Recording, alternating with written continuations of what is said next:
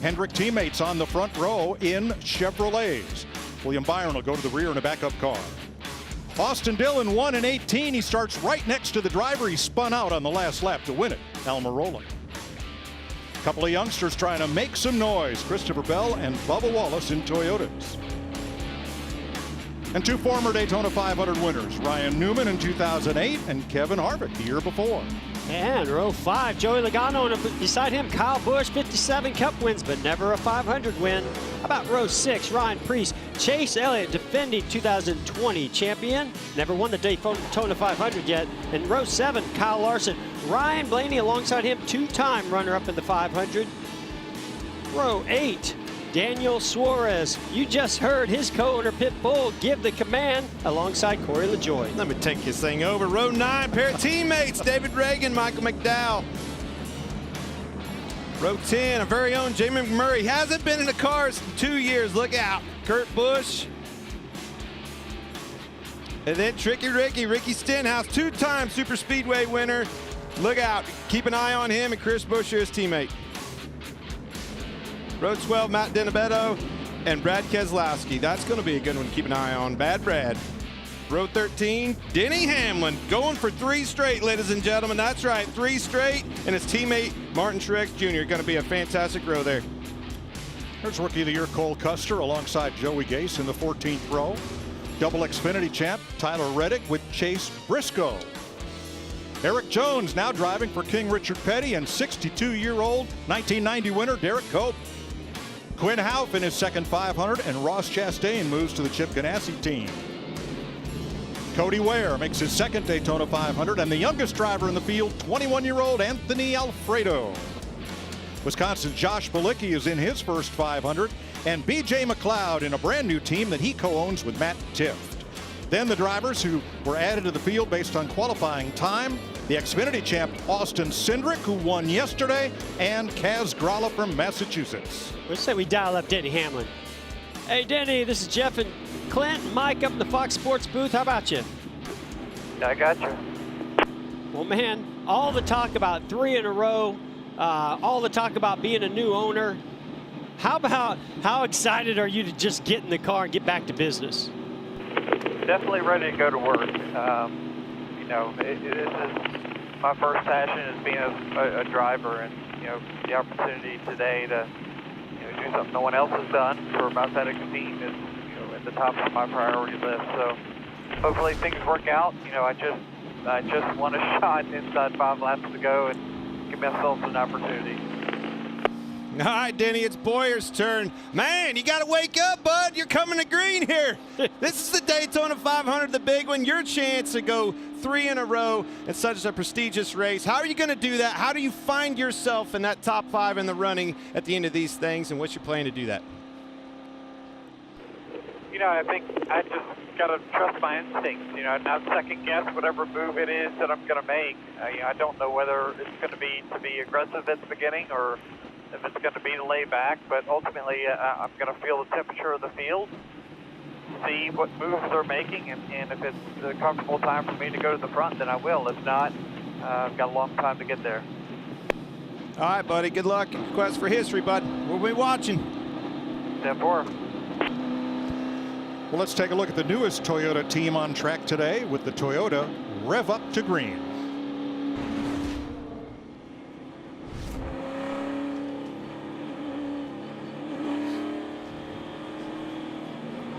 Daytona 500 winner Denny Hamlin with Bubba Wallace as the sole driver.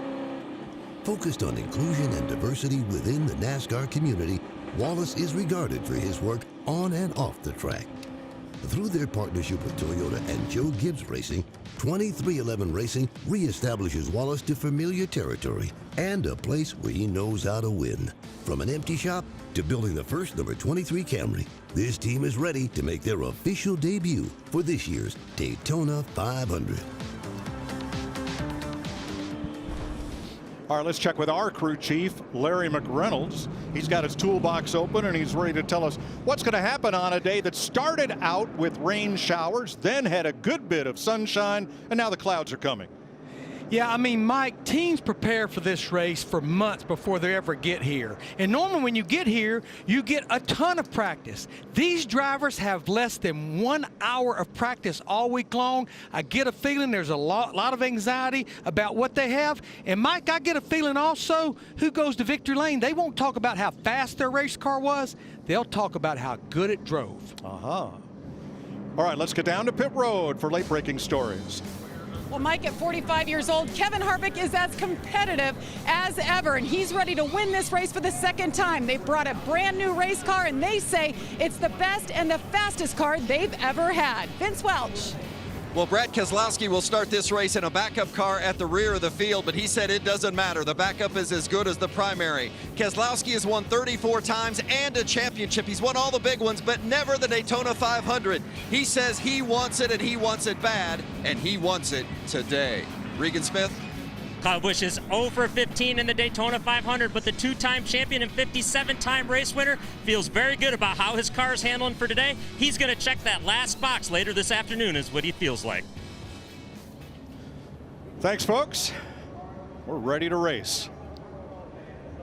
WWE SmackDown airs Friday nights, 8 p.m. Eastern Time on Fox, and SmackDown Women's Champion Sasha Banks is going to wave the green flag to start this Daytona 500.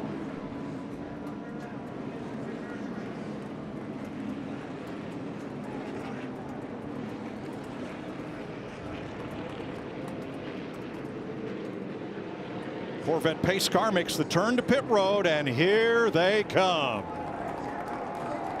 Green flag, the 63rd Daytona 500 is underway.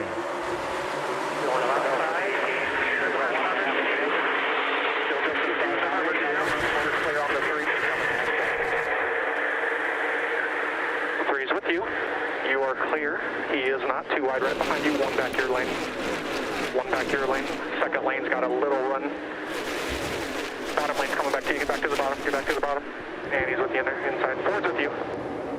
3 got a huge shove from the 10. You're fine here. You got the 4 and then 18 tight with you. Still inside. You're clear low. They're tight with you out back. Health is clear low. Both clear to the by 1. Still by half to the 9. Still 1 back top 9. There you go. Bottom's got a little run here. Even now. Even. Hearing the driver spotters up on the roof as Alex Bowman, the Daytona 500 pole sitter for the second time, leads lap 1. Well, we've been talking all week long, Mike, as we led to the Daytona 500 about working with one another. There goes Kevin Harvick trying to go by our leader, Alex Bowman, but Kyle Busch up in that outside lane. But we've been talking about manufacturers working together. I thought for sure when I saw that 48 Ally Chevrolet jump down in front of Austin Dillon at the start of this race, that was orchestrated. But no, it didn't take long. He moved to that outside lane, Clint. Yeah, in this type of racing, you got friends out there. Those friends are your teammates and your allies. Your allies are the manufacturers. You're going to see Mustangs finding each other, Camrys finding each other, Chevrolets finding each other. That's the name of the game. You see the 11 going to the back. Maybe he's looking for Bubba right there, huh? Well, Clint, you were asking about how he's going to do it. Well, he's in the back now. Harvick leads lap number 2. And as we run lap number 3, a tradition that began in 2002, the Richard Childress Racing crew members raise 3 fingers, and so do many, many fans, as we remember the great Dale Earnhardt, who lost his life here on the final lap of the 2001 500, and whose greatest legacy is not his 7 championships, not all those wins, but that NASCAR took a leadership role in driver safety, and since that fatality, NASCAR has not had another one in any of its 3 national racing series.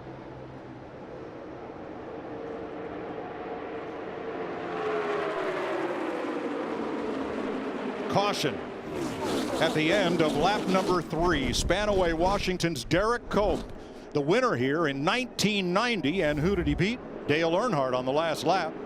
62-year-old Cope is into the wall here on the 3rd lap in number 15. I think maybe a tire went down. It just happened very slowly as he came into turn 3. Yeah, you could see him moving to 3 wide and trying to navigate around him. I agree. Obviously, the right side's got so much damage you can't hardly tell if the right rear went. Oh, Wait, is that because of the damage, Jeff, or is that, Well, I is think that it what caused the started with damage? the flat tire that then put him in the wall, and then eventually that carcass came off. This was scheduled to be Cope's final race. He had not raced a Cup car in the last 16 years. Doing this one-off ride here today.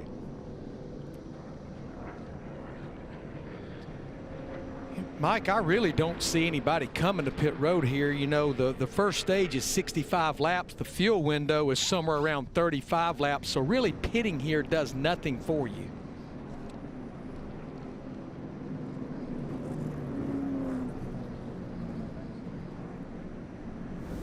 Under caution, let's take a look at today's race analysis sponsored by Fox Nation. It takes 200 laps around this 2.5-mile tri-oval to go 500 miles, and the race will be run in 3 stages. The first 2 stages, 65 laps each. The final stage is 70 laps. Pit road speed will be 55 miles an hour. And Larry tells us the fuel window, you can go 34 to 38 laps on 1 tank of race gas. A lot that plays into that, Jeff.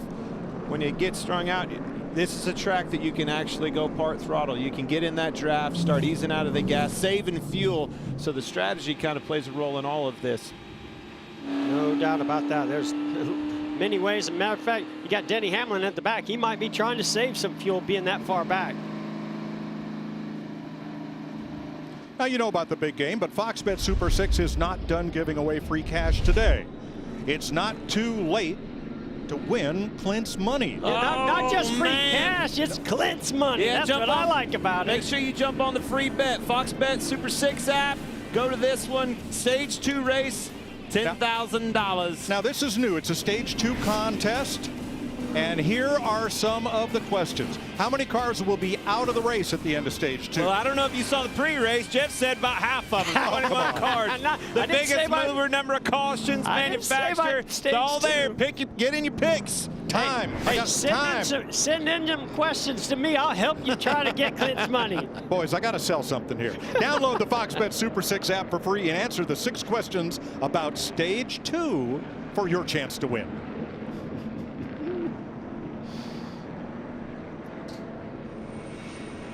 And while all that's going on, we got Kevin Harvick, Eric Almirola, our top 2 cars, teammates at Stewart-Haas Racing. Now, the green light at the head end of pit road above the wall is on. So when it's green light, pit road is open under this caution flag. Doesn't look like any takers so far. You might get some of those guys towards the back to come in and top off. And in case you're wondering, or if you've looked at the forecast, if we get to halfway, 100 laps. Anytime after that, if the race has to be called, it's official. 5 laps complete in the Daytona 500.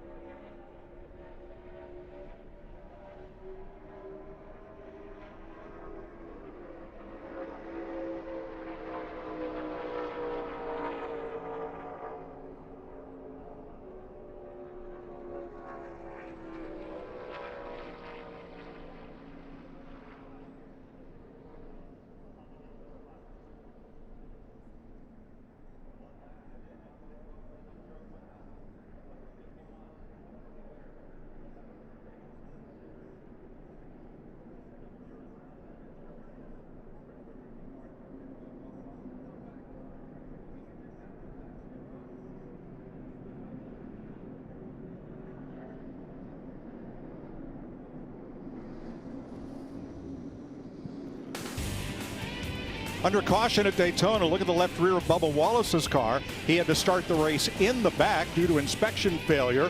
He and Derek Cope got together on the racetrack. Cope ended up in the wall out of the race. Bubba in the pits making repairs, but he is back on track. Well, we wondered how Derek Cope cut down a tire. It's very possible that contact between those two is what caused that. Pretty lucky, though, for Bubba Wallace that he was able to get on pit road and fix some of that damage. In partnership with Netflix's new NASCAR show, The Crew, Busch is interviewing for a spot on Kevin Harvick's race crew for this season. Tweet your answer to each question during the race for your chance to win. Here's Kevin with the first question. I've been racing most of my life, but winning never gets old. If you joined my crew, how would you help me celebrate in Victory Lane? I can tell you how I would. You Pretty can't. easy. You are ineligible, Boyer. Tell you that right now. Some of the product. All right, 6 laps completed. They're coming to complete 7, and they will do so under green. Ford's up front. Kevin Harvick outside Eric Almirola. Christopher Bell, Ryan Newman, Alex Bowman, Joey Logano, and we're back to green. Clear down. 6, get a push for the 22. Still clear. Pass 9. That's Tim Fedewa, Kevin Harvick spotter. Clear. Outside now, 6 tight. He's off you. 2 by 2 behind you. 6 is out there by himself. 22 trying to get to him. 10 green. Man, how cool is it to see Ryan Newman challenging for the lead again at Daytona? Thinking the same thing, and look, Joey Logano is going to push him to be the sole leader right now. That is so cool. 4 Fords up front, then Christopher Bell's Toyota and Ryan Preece's Chevrolet, third on the outside. You know, one of the things we've been talking about all week was Ford and where they were out on qualifying day. Cars just didn't show the speed that the Chevrolets did, and then all of a sudden we get to the draft and look what we have up front. They just seem to not only have the speed, Clint, but have the stability to really get on one another's bumpers and push. You definitely have to have speed down here. That's part of the equation, but that old girl's got a handle. 3 wide off turn 2, Matt DiBenedetto, the 21. That white red roofed Wood Brothers Ford making it 3 wide with Eric Jones and Richard Petty's Chevrolet in the middle.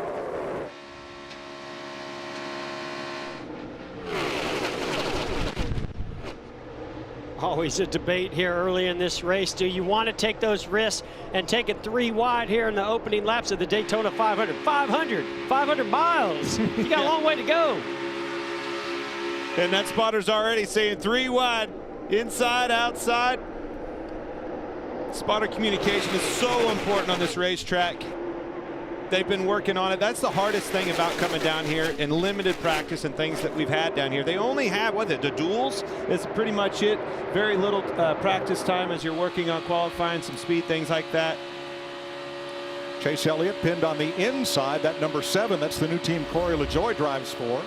There's Preece to the outside as Elliott, a series champion and most popular driver, works his way forward.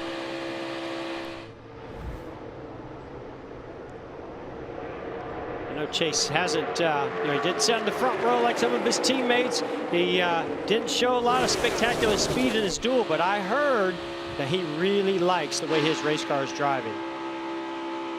Looking back from Joey Logano and Matt DiBenedetto in the 21.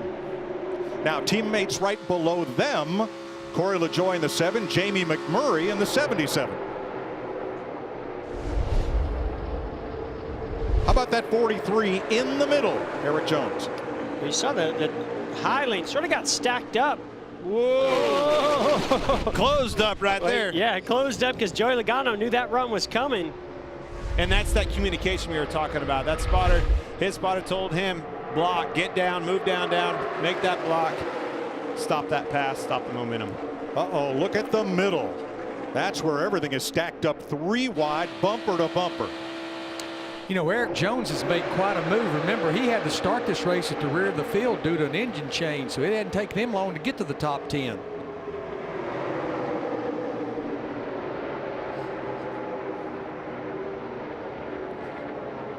See those Chevrolets lined up in that outside lane. You got Ford, Toyota on the inside lane. You see some pretty big pushes by that 3-car Austin Dillon. He won his dual race really, really fast. He's pushing hard, very aggressive. Obviously, you're seeing more of that today. Not a lot of cars in that middle lane, but they don't appear to be getting shot backwards like we often see when they're 3 wide. Well, there's a little bit of help, and you know, there is the way the air gets funneled into the middle. It'll open up the door just like this for Joey Logano. You can make some moves, but you do have to have somebody behind you breaking a little bit of that air as it trips over that rear spoiler. And you also have to have confidence in those cars around you. As you come into the corners, that thing wants to get loose. As you exit the corners, a lot of times you'll get tight in that pocket of air that he's talking about. But there's definitely a pocket. If you use it right and you have the right help behind you, you can go to your advantage. And no surprise that it's Joey Logano leading the charge on that middle lane. He's an aggressive super speedway racer. Now Logano drops to the inside. Kurt Busch in the number 1 now has the middle. A video dropped earlier today in which Busch hints at retirement, possibly at the end of this season. Long year. Yes, and it's just started. Well, he does have the most starts of anybody in the field today. And he's the only driver in this race that was in the 2001 Daytona 500. That's like back in your era, Jeff. Oh, no. Oh, no. Almirola Bowman. Oh, the 24's on his side. Remember what I said, Clint, about 21 cars? I don't know if we got there, but man, that took out a lot of race cars and a lot of great race cars in there. I know Eric Almirola was one of the front ones up front, so anytime that happens up front, you're going to take out a lot of them. There's Jamie McMurray. All these cars stuck in that mode. We've had heavy rain down here overnight. Tyler Reddick. That is a dozen of destruction. When we talk about being aggressive, bump drafting, switching lanes here early on, only 14 laps into this 200-lap race. Oh, Eric Almirola, who won his dual race, thought he had a great shot for the 500. All torn up. Here is Almirola's audio. I have no vitals. Yeah, I'm okay. Wow. Unbelievable. Unbelievable. Well, fast race car. And you saw Ryan Newman climbing out okay. Christopher Bell, new to the Joe Gibbs Toyota team in the 20. And Eric Almirola racing hard here. Watch the 10 and the 20 down on the bottom. You can see the outside 48, Alex Bowman doing a little side drafting to the right side of Eric Almirola. And I see a gap in between Eric and the 20 car. And look at the push coming from Kyle Busch to his teammate Christopher Bell. Now that's going to get him to the rear bumper. Big shot. Oh, he just got over on that right side. I could tell you another part of that equation, Jeff. These cars, they have skew in the rear ends. That's obviously for speed and make the cars go fast, make them pull up to other cars. It's also, in my experience, makes them squirrely. When that car hits him, it pushes that car into the steer of the rear end, and it can turn you in a heartbeat. We're so reminiscent when Eric Almirola lost the lead in the closing yards of this race in 2018. He was along for the ride. As soon as that contact hit, it just turned his car right. He took the words right out of my mouth. Unbelievable. Crushing blow to so many teams, so many efforts that it goes into having fast cars and being at this Daytona 500. That was a lot of heavy hitters in this one. We're going to ride with Ryan Newman through this. Well, look at that 24 car go up on the side on 2 wheels. Smashed just as badly as he got with his primary car that's Thursday his night. backup car. At least a dozen cars involved. Oh, David Reagan torn up as well. I'm back to 2 wide, but he's in the middle lane. Got to run with him in the middle lane. Airline's got a little bit more of a run. 43 closing on you.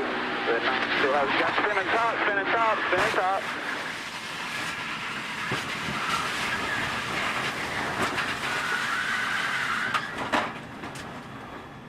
Just nothing you can do when it happens up front like that.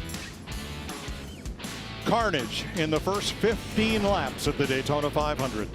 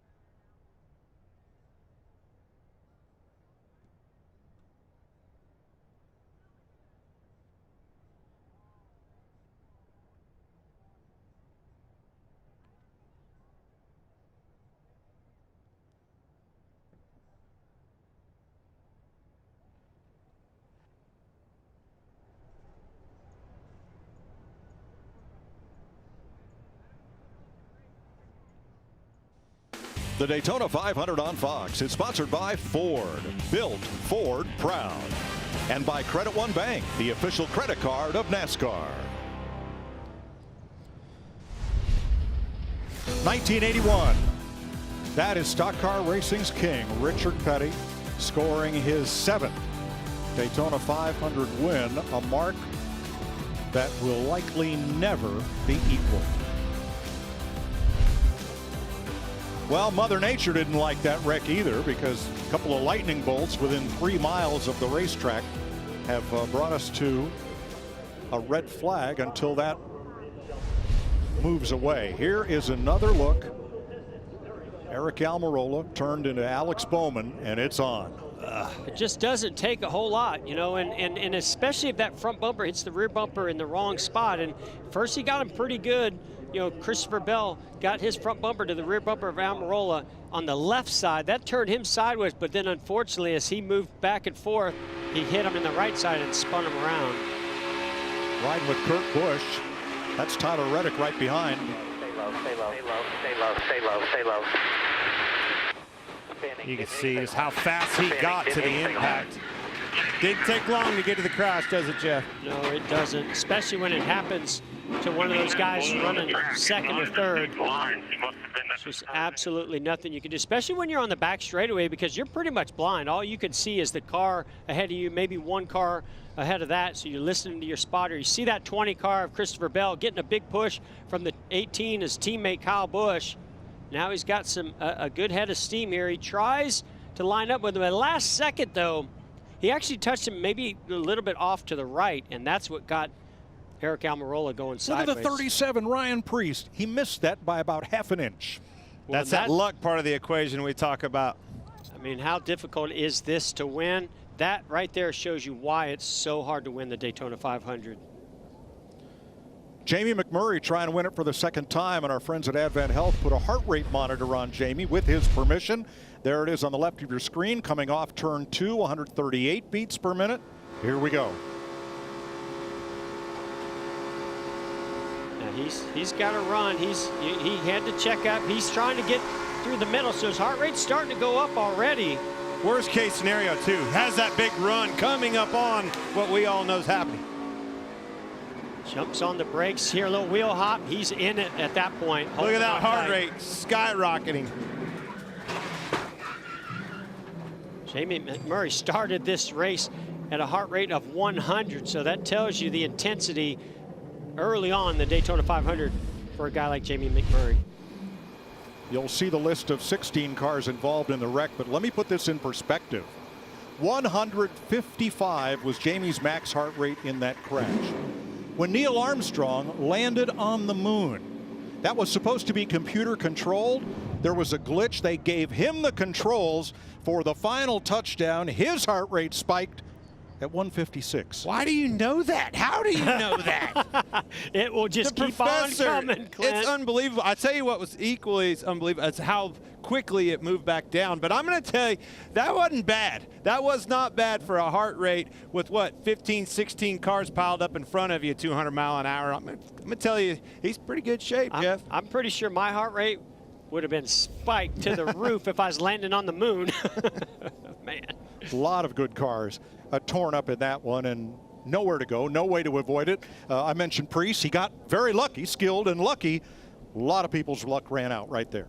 A lot of guys did, and you know, Mike, you're just along for the ride. There's nothing that you can do in those situations when they're all stacked on top of one another. And you know, this is why these guys got to be a little more careful of this bump drafting. They do it so casually and get so comfortable with it, Clint, that it just becomes a natural thing. Now, those that didn't get caught up in that, it's a total reset. Unfortunately, it came at a huge cost to 16 cars. So, Clint, what do you think of Denny Hamlin's decision to drop way to the back there with Bubba Wallace? How's that look now? Took the words right out of my mouth. Exactly what I was going at. That's the reason it's so hard to win three Daytona 500s in a row. It's decisions like that. Hey, it's going to happen early. Let's get out of here. He talked about it in the pre-race show, and he just lived it again. And by the way, he's living to see another lap. Well, and I think it was by choice that Denny Hamlin decided to go to the back early in this race to play it safe. We'll have to find out if we get a chance to talk to him. But Bubba Wallace, that was not the case. He actually took a bad situation,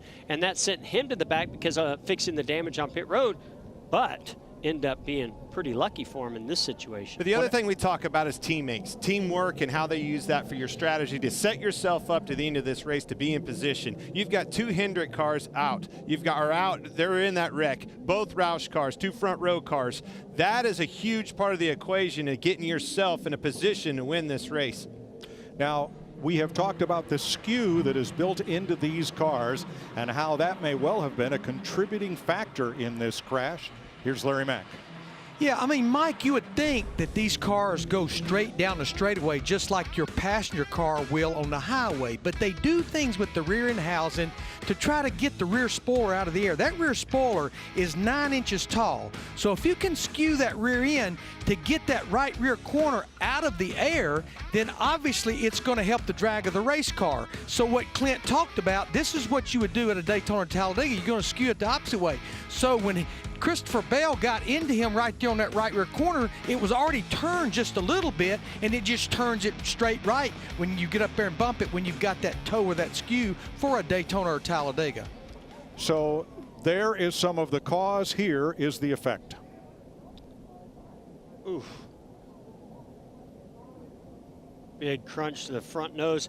And you know, Eric Almirola, he's prepared for this. He's looking in his mirror. Spotter's telling him, big run coming. You're just holding the wheel straight, knowing that bump is going to come. And then if you're Christopher Bell, you're trying to square up on the rear bumper. It just looked to me like one car moved left and the other car moved right at the worst possible time as they made contact. Yeah, absolutely. You're right. As you're looking in the mirror, that spotter's telling you, all right, 3, 2, 1. That's telling you how close he's getting. As soon as he feels that, as soon as you feel that big bump coming, that car's going to do something. It's going to go one way or another. You got to be able to react. Unfortunately, there was nothing he could do. It literally spun out. In 2018, Almirola was leading the 500 on the backstretch in the final lap, and he got Marshall Dillon.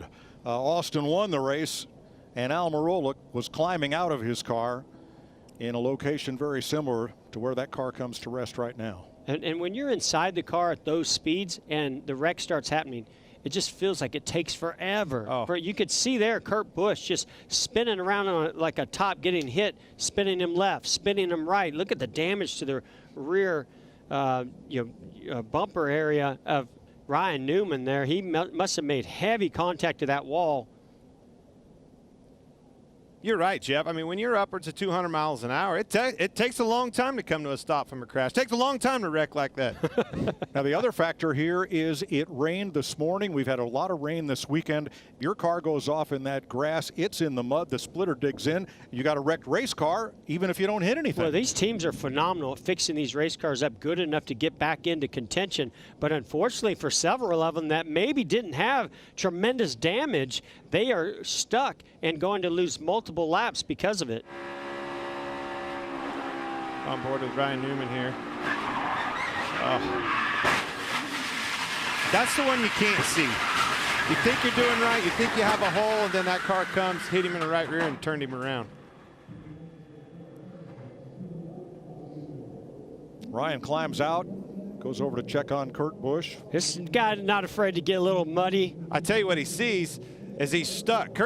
He's going to survive to see another lap here. He's just stuck in the mud. Ryan, old farmer boy, is going to help him out. I wonder if he was looking at the right side of Kurt Busch's car, looking for some of his paint. No, I think he was definitely. He was just giving him to a damage report. That's exactly what he was doing. Okay. So we're under the red flag. Drivers have climbed from their cars, and under red flag rules, the teams cannot work on the cars. They can walk around them and survey the damage and figure out what to do once the red flag is lifted. 16 cars pile up on the back straightaway at Daytona.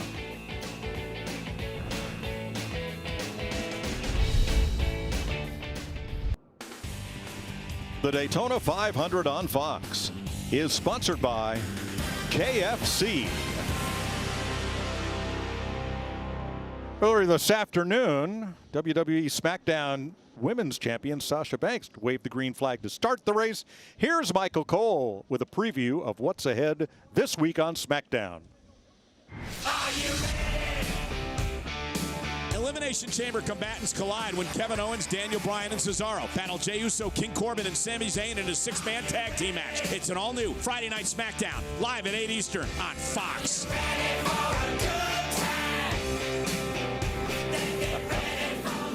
Cascarala comes to pit road for tires and fuel.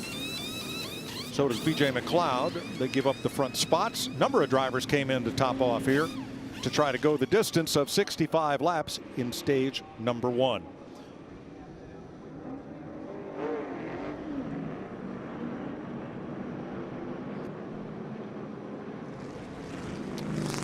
Bunch of Chevrolets up front to get us back going, and then some Fords. One Toyota, Denny Hamlin there in the top 10. Now those words you've been waiting 6.5 hours to hear. Green flag next time by. I love those words, Mike. I'm ready. Man, with all the damage under that caution, it's going to be interesting to see who works with who, who's looking for who. Obviously see 2 teammates starting on the inside right here. Interesting to see how they do. From 16th on back, just pitted, Kyle Busch on back. Chase Elliott, Austin Dillon, Kyle Larson, Ryan Preece, and Ricky Stenhouse. 5 Chevrolets at the front of the field on this restart. Then the Fords of Custer and Cindric, Hamlin's Toyota, Harvick and Keselowski in Fords. Those are your top 10.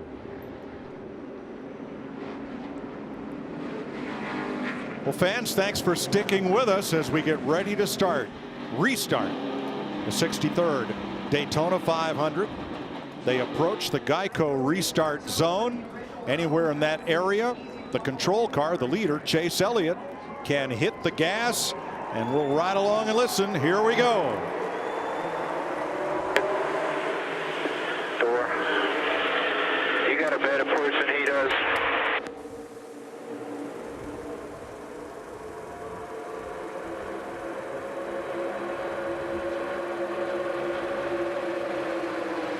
Even a gap and a half coming to you.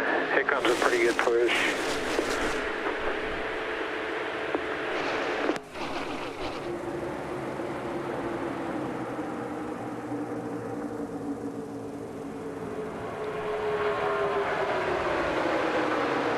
Austin Dillon getting that push from the 37 of Ryan Preece, takes the lead. Well, Mike, I really thought after what we just saw with that big crash to go to the red flag that we would see these guys maybe being a little more careful when it comes to the bump drafting. Saw a couple good shots in the exact same place that it happened earlier. Getting into turn 3, big shot to the 9. But Preece went way high. He's going to get shuffled out. And all 29 cars on track made more than minimum speed that lap and are eligible to continue.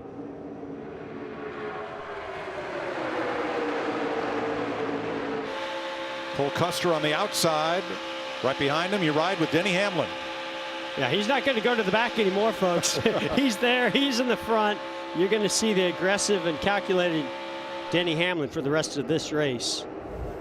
And comfortable up there. I either want to be up front or in the back. I do not want to be in the middle of this thing, especially right now. Oh, he's going to go 3 wide of Cole Custer. Speaking of the middle. Boy, how about that move? He pushes Cole Custer out there. Is right on his rear bumper and able to just drive right by him on the inside. And that's what I love about Daytona. This man dropped to the back, one wreck, change of events. He's competing to lead this race. And Cole Custer's going all the way towards the back. 2 Daytona 500 winners on point. Dillon on the inside, Hamlin, 3-time winner on the outside.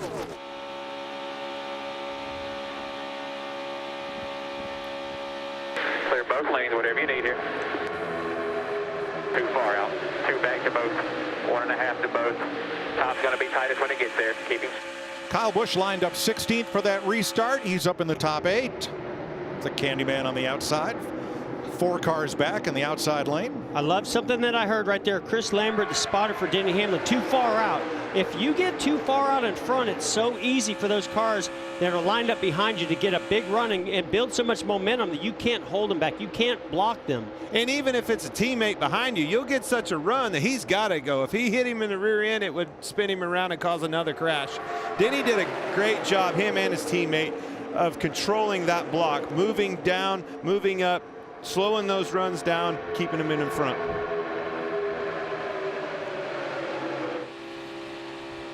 Hard to believe it. We started with, what, 5 Toyotas. We're down to 4. Bell's all the way back in 18th, but 3 of them are up towards the front. Saw that rear bumper on William Byron. They tried to repair it, boy, a lot of sheet metal there. Ooh, who was it that got a piece of it there? Yeah, that was actually the fender too. Yeah, I know. It wasn't just that panel. rear fascia, was it? That's made out of a different material. That was actually the left rear quarter panel. If the rear fascia is gone, it's looked like it's still hanging on there, because you cannot run here per the NASCAR rule if that rear fascia, that rear bumper's gone. It's still hanging on there, though. And Larry, he'll need to pit, because if he loses that out on the track, they can't go get another one, can they? Yeah, because that's a mandatory piece. They can, Mike. Thank you. They can Okay. replace that, yes. Flagger's got a black flag in his hand, boys. I'd say the 24 is going to have to pit and get that fixed. I mistakenly said Kyle was back at row 8 on the restart. He was until those cars peeled off at the last minute to get fuel before we restarted. So now these guys are starting to think about 500 miles, Mike. they finally jockeyed for position as the black flag waves for William Byron. That rear bumper cover and fascia is just about to get ripped off that race car. But these guys are now single file. They're in that mode of, okay, what do we got to do here to get to the end of this stage and then battle it out among ourselves for those stage points? We need to ride. Ride right there. I like where you're at. We're not in the lead. I don't care. Just ride. Make some laps. Log laps. And there's something about that high line, Clint. As soon as that leader starts running that high line and nobody starts fighting him for that position, they all seem to get single file real quick. I call it the Dale Jr. line. He was the one that started that thing, and as soon as it happened, everybody tries to. If you get in the lead, you try to get up there and make it happen. Byron guys, makes his just to stop. clarify on William Byron, he's on pit road. He met minimum speed. He doesn't have to worry about that clock anymore. They can take as much time as they want to repair that car. Thanks, Larry. 24 cars are on the lead lap. Back to the 78 of B.J. McLeod. McMurray and Reddick are 2 laps down. Byron 3 laps. Truex and Kurt Busch 4 laps back in 29th position. 11 cars are out of the race. 36 laps complete, race fans. Instead of going to a commercial break, we're going to stay right here and go Toyota all out. Hey, you see this? I'm excited to return to the Toyota racing family. They put their faith in me at a young age, which I am incredibly grateful for. Hamlin on point. Whoa, wreck.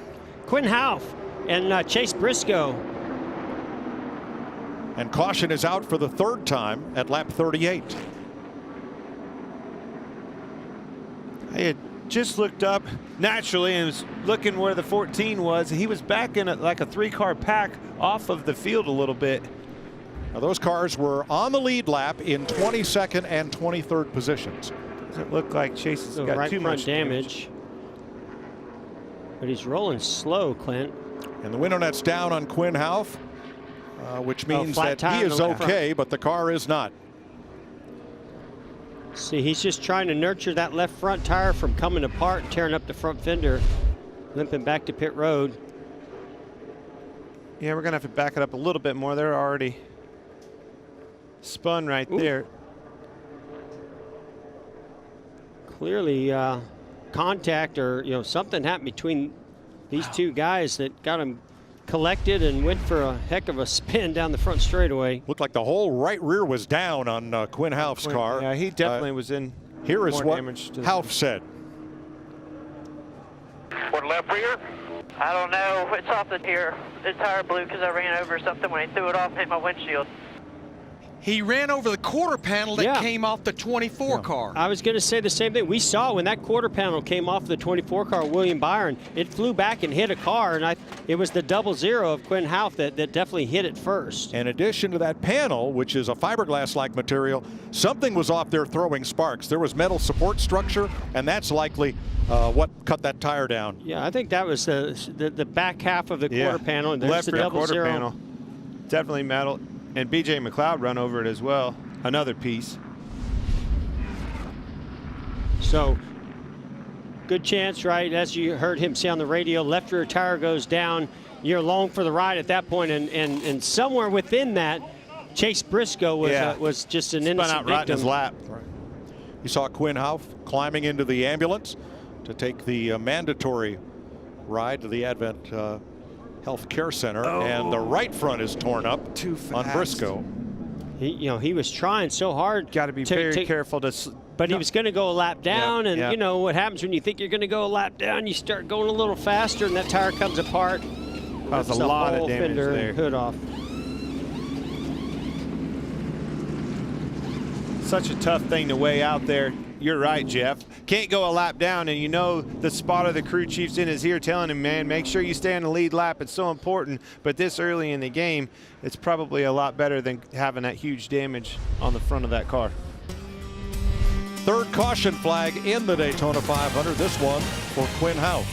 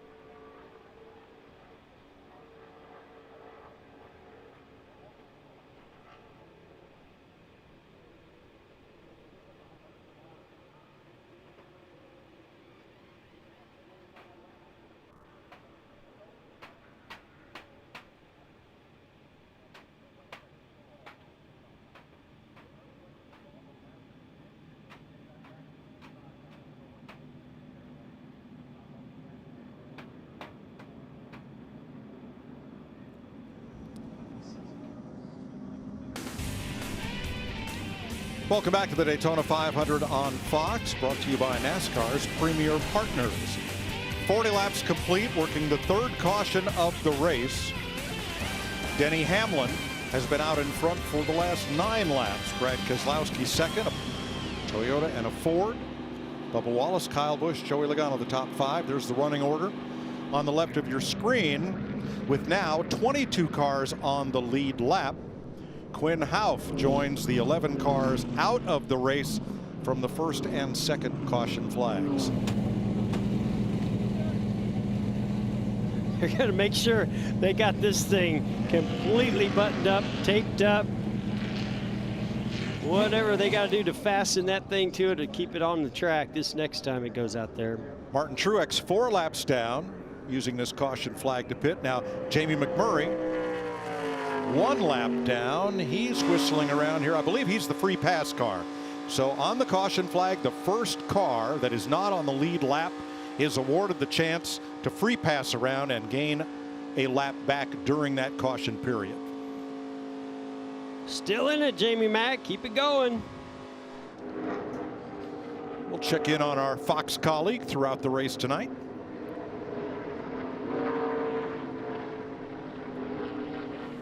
There's our Fox visor cam, and thank you, Bubba Wallace, for wearing that for us. The digital dash, all part of the electronic engine management system. Big wide mirror there. Oh yeah, you want to see anything and everything that might be coming to your outside, inside. You see that side mirror. Interesting to see the orange line in it. What is that, Jeff? Well, I know that's something that Denny puts into his left side mirror, so I feel confident that Bubba's adopted that too.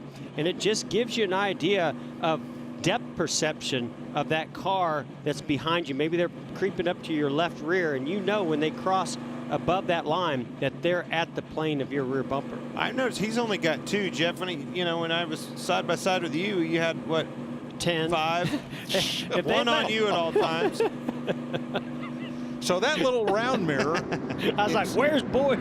kept there to the inside of the car.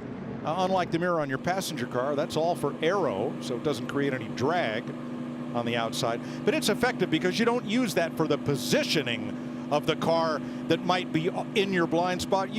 Don't you just want to know, is he there or is he not there? Well, you're very limited too what NASCAR will allow you to do there as far as the size of the mirror and what you can see. It's not like you can just put a big mirror and hang it out the left side window like on your street car.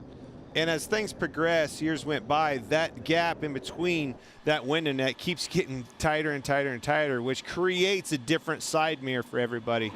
Well, and a lot of it, Clint, is safety. Look right here on Chase Elliott's car. You can see that opening, as you mentioned, is very small, and that's to prevent any debris, tire, anything from coming into that left side window. So that's a good safety feature, but it's also created a little bit of an aerodynamic opportunity there for these race teams. They'll take advantage of anything they can. All right, Larry, they keep shutting these cars off as they roll around under caution. I mean, come on, the gas is free, right? Yeah, I mean, what thing if you're saving fuel, even if you know you're going to pit at the end of stage 1, the more fuel you can save, the least amount they have to dump in it, Mike. Plus, it also cools the car back down when they shut the engine off. Oh. I was going to say, and at the end of this thing, if you need it, it's priceless. Right. I noticed here, looking at Joey Logano, that shield, it's not clear, right? So did they, it may be just a smoke shield so he can see through it even at nighttime, but normally I would have gone to a clear shield at night. I don't know if they even thought about that. But also there's something on the top of his helmet I'm trying to figure out what that is. He ran that shield in the duels. Noticed the same thing, and it caught me off guard. Everybody's eyes are different. Everybody's sensitive to different things. You always never know what somebody's going to. Obviously, Denny's got a clear one, but I do agree. I have no idea what that white thing is on the top of his helmet. Definitely different. And there's a lot of different helmet manufacturers. Hamlin likes a Schubert. A lot of drivers like Stilo or Bell. Yeah, Rye. Yes. And a lot of it is the inlet. You see in the back of Kurt Busch's helmet where that hose comes in.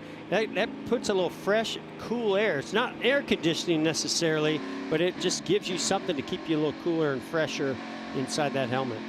Go to the Fox Bet Super 6 app. Still time to play Clint's Stage 2 contest and take his money. Win $10,000 for sure. All right, we're going to come green this time.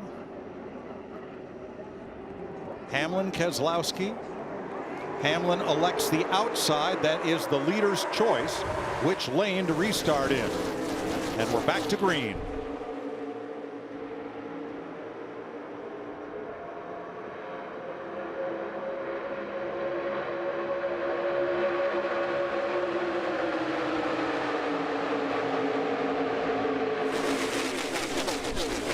Bubba Wallace gives Brad Keselowski a big push, and he's way out front. Not afraid to push. Bubba Wallace gave that 2 car. Oh, he's going to go 3 wide through the middle. Going to the front, baby. Here we come.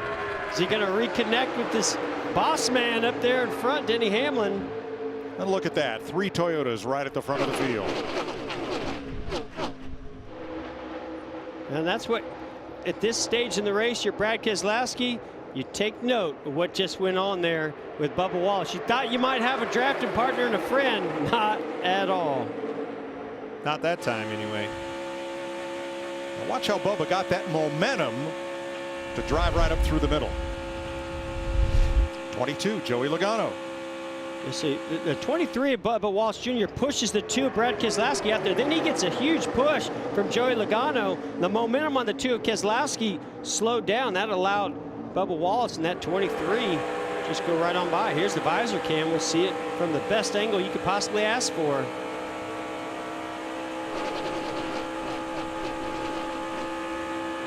See ya. Yeah. You can hear the RPMs picking up as he's getting the draft, getting that push. I'll tell you another thing, just in case you're sitting at home thinking, I wonder what this Denny Hamlin's going to do when his own car gets up there. He blocked him and put him to the back just like he did everybody else. Hamlin and Kyle Busch up front. Ryan Preece in a Chevy in third. Austin Cindric in his Daytona 500 debut in fourth. Yesterday, Cindric did what hadn't been done since Randy LaJoie in 1997. The defending Xfinity Series champion coming to Daytona and winning the season opener. And it was a great race yesterday. I was fortunate enough to call it with Tony Stewart. You must feel like you've been in the booth for 24 hours. I said fortunate enough. I don't know. It was a lot of fun. We really had fun. Jamie. And his win yesterday was the first for the Penske organization. And tonight, this is his first Cup Series start. He'll do 4 to 5 races this year. The man on top of the box, that's Miles Stanley. He's actually the race engineer for Ryan Blaney. So he was doing double duty this weekend. And the pit crew, by the way, they're the ones that went to victory lane last night. So they're double dipping, having a great time in their first outing. Looking very good right now. Fourth and the first Ford in the race. Preece in third, the first Chevrolet, 2 Toyotas out front. You know, Jeff, when you come down here in speed week now, not speed weeks, in limited practice and things like that, it's almost an advantage to have that Xfinity race under your belt.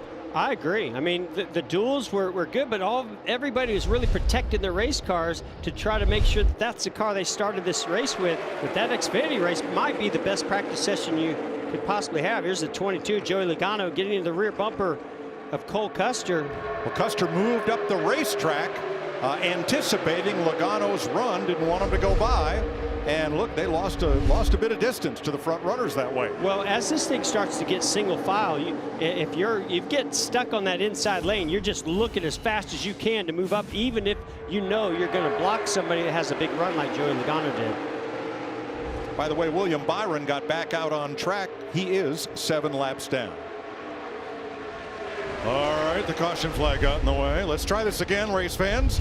Instead of going to a commercial break, we're going to stay right here and take you Toyota all out. And up front, 2 of those Joe Gibbs Toyotas, Denny Hamlin, Kyle Busch. Yeah, we saw in that last restart, Kyle Busch locks onto the rear bumper. Denny Hamlin pushes him to the lead. And even though Bubba Wallace and Brad Keselowski took a run at him, these guys prevailed, running first and second now, leading this train. Certainly have Coach looking good, don't they? I tell you, in the pre-race show, Jeff, I said I don't think Denny's got a chance. There's no chance. Lady Luck is part of the equation to winning this Daytona 500. Surely they can't strike again. I was looking bad. And how about Christopher Bell working his way up now into the top 10? Jeff, how he got way back. They had to come in a second time. When they tried to do fuel only, the car would not take fuel. They had to come back, raise the deck lid to figure out what was going on. That's how he got in the back of the pack. And in between them, Bubba Wallace in the 23. Brand new race team this year. Somewhat formed from the former Levine family racing. Some personnel and equipment. But they are in 7th place right now. Up front, Denny Hamlin trying to do something only Dale Jr.'s done before. Top 4 in 6 straight super speedway races. We continue with Toyota All Out, the world broadcast premiere of Toyota Racing's The Dream with Bubba Wallace. Here's a look. Hey, you see this? I'm excited to return to the Toyota Racing family. They put their faith in me at a young age, which I am incredibly grateful for. This next step for me, though, is for every kid out there with a dream. Along the way, you will face challenges.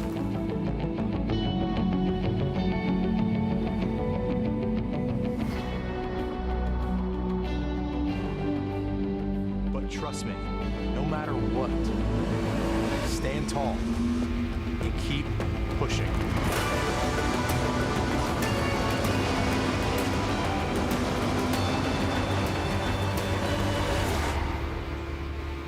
I'm ready.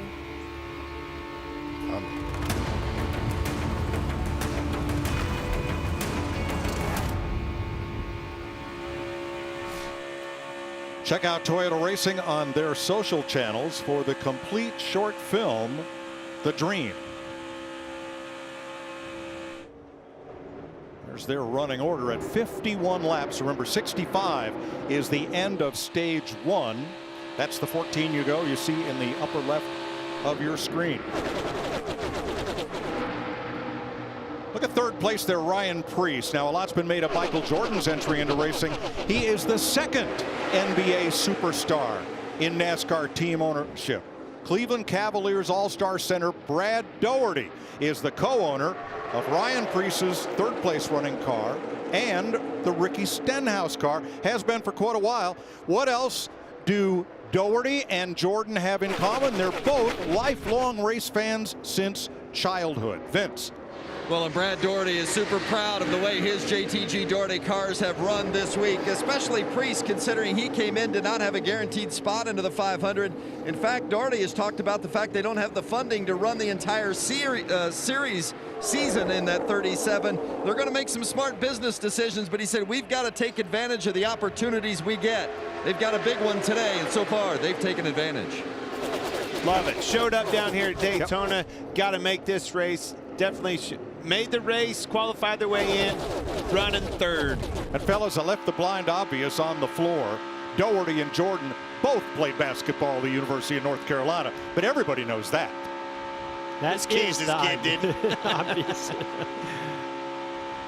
Oh, look at Chase Elliott poking out. Is he coming to pit? No, it's like, man, why is he pulling out right there? Going to go back a couple spots.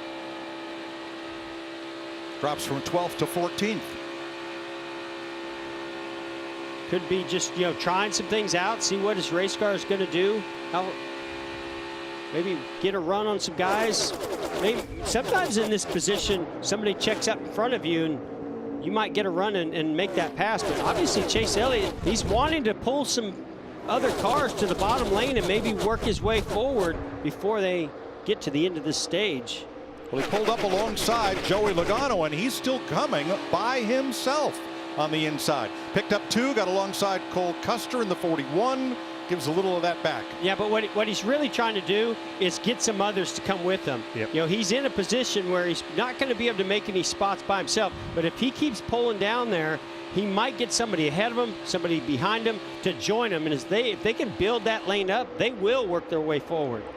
Let's jump up to 5th place, where Austin Dillon and his team talk about strategy they might employ at the end of this stage. Delta 5, we're going to do it lane 3, 4 to go.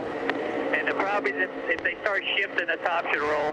Yeah, 10-4, that's what I'm hoping, because the ways back, we're going to have a good run if we do pull out, because they're going to have some momentum. They're going to try to hang us best as they can. All right, so what they're talking about is exactly what Chase Elliott's interested in, and maybe they're communicating with him also, but they're going to wait for a few more laps here and try to go together, get a big run, go to the bottom lane, and maybe move themselves forward and get a few other takers to go with them. We saw this play out during the duel. Jeff, the 3 car has been sitting back there running about 50% throttle because if he can't go 100%, stuck back there in the middle of all those cars. And you could hear him say, the 5 car, I haven't heard a lot about Kyle Larson today, quietly just hovering around 5th, 6th spot. And Austin Dillon feels like he's got somebody that's going to work with him when he makes that move. And watching that throttle, just think about how much fuel he's saving riding in that pack right there where he's at. Right behind him, Kyle Larson, new to the Rick Hendrick stable. And if you look closely at the paint scheme on Larson's number 5, not the colors, but the graphic layout, boy, does that look like the car that Ricky Hendrick drove in what's now the Xfinity Series. Well, I think a lot of history here for Rick Hendrick and making this move to bring Kyle Larson back to the Cup Series. And that number 5 was their original number that Rick Hendrick started his organization with. Yeah, back when he was All-Star Racing and Jeff Bodine won their first race on a day when Rick said, if we can't score today, we're going to have to shut it down. They scored, and, well, the rest is history.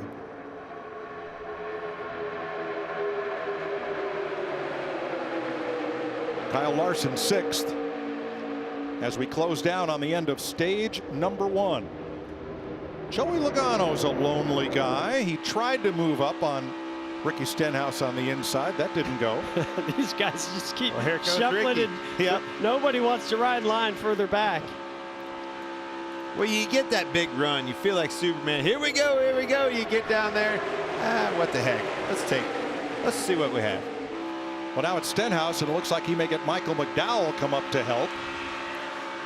At the end of the stage, the top 10 drivers receive championship points, and the stage winner receives a playoff point that he carries with him all season long. And Mike, we heard on the radio with Austin Dillon, they're going to go with 5 to go. Some of these guys a little bit further back trying some things before them, but inside 5 to go, watch for more cars to start making some moves because of those stage points. They do want to get further forward, plus helps their pit crew out on pit road when the end of the stage is over and they go down pit road to get that service. Well, we'll see if anything can break up this Toyota duo at the front. Hamlin and Busch, Preece in a Chevy, Cindric in a Ford, Dillon and Larson in Chevrolets. And I want to go back to Preece. He qualified into this race, but when he went into the duel, he raced his way in. He was up front pushing hard, and we saw on the last corner him make some pretty aggressive moves to get himself a couple extra positions. Kid's a racer. I mean, he went over to New Smyrna. Mike, you were telling us in that modified, started at the back, right? That's right. Drove his way up, won the race. That was Wednesday night after qualifying here. Won the John Blewett Memorial in his own modified.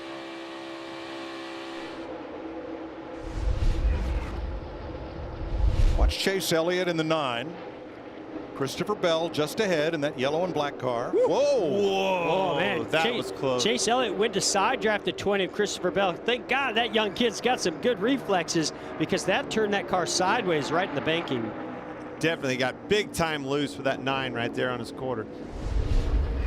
Denny Hamlin has now moved to 6 on the all-time Daytona 500 lap leader list, displacing one Jeff Gordon back to 7th and chasing Bobby Allison for 5th most all-time. Just a matter of time, Mike. The way Denny Hamlin runs on these super speedways, especially here at Daytona. 5 to go in stage 1. No move yet by those Chevrolets. You're not going to see anything but green on this leader. You're going to run wide open. There's no lifting, no saving any throttle. And you saw that yellow marker. That's actually where the steering wheel is at. So you'll see in the corner move to the left to turn left. Here they go. Here they go. Kevin Harvick. It's the Fords. Yeah, the Fords trying to pull Keselowski. I wouldn't be surprised if a couple other guys. There they come. See who pulls down, tries to block that run. What run? Thought about it. No run. I think you're going to see Ryan Preece pull down. That's who I think you're going to see take a shot at it. Will Cindric go with him? That's the question. Well, I don't think Cindric will, but I think the 3 of Austin Dillon, the 5 of Kyle Larson might.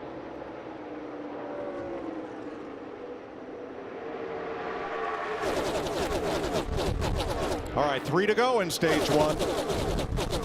Time growing short. At least one lapped car ahead of them. May provide a little bit of a tow. I'm just going to try it again. Taking 3 more Fords behind him. Oh, Joey's already bailed. He saw what Ricky Stenhouse Jr. did. Oh, little bump drafted down the back straightaway. Using Reddick right here at Kevin Harvick. Following suit in that draft. See if he can get a run. Well, and Stenhouse was being aggressive, pushing Logano, trying to close that gap up so these guys get locked down on the inside.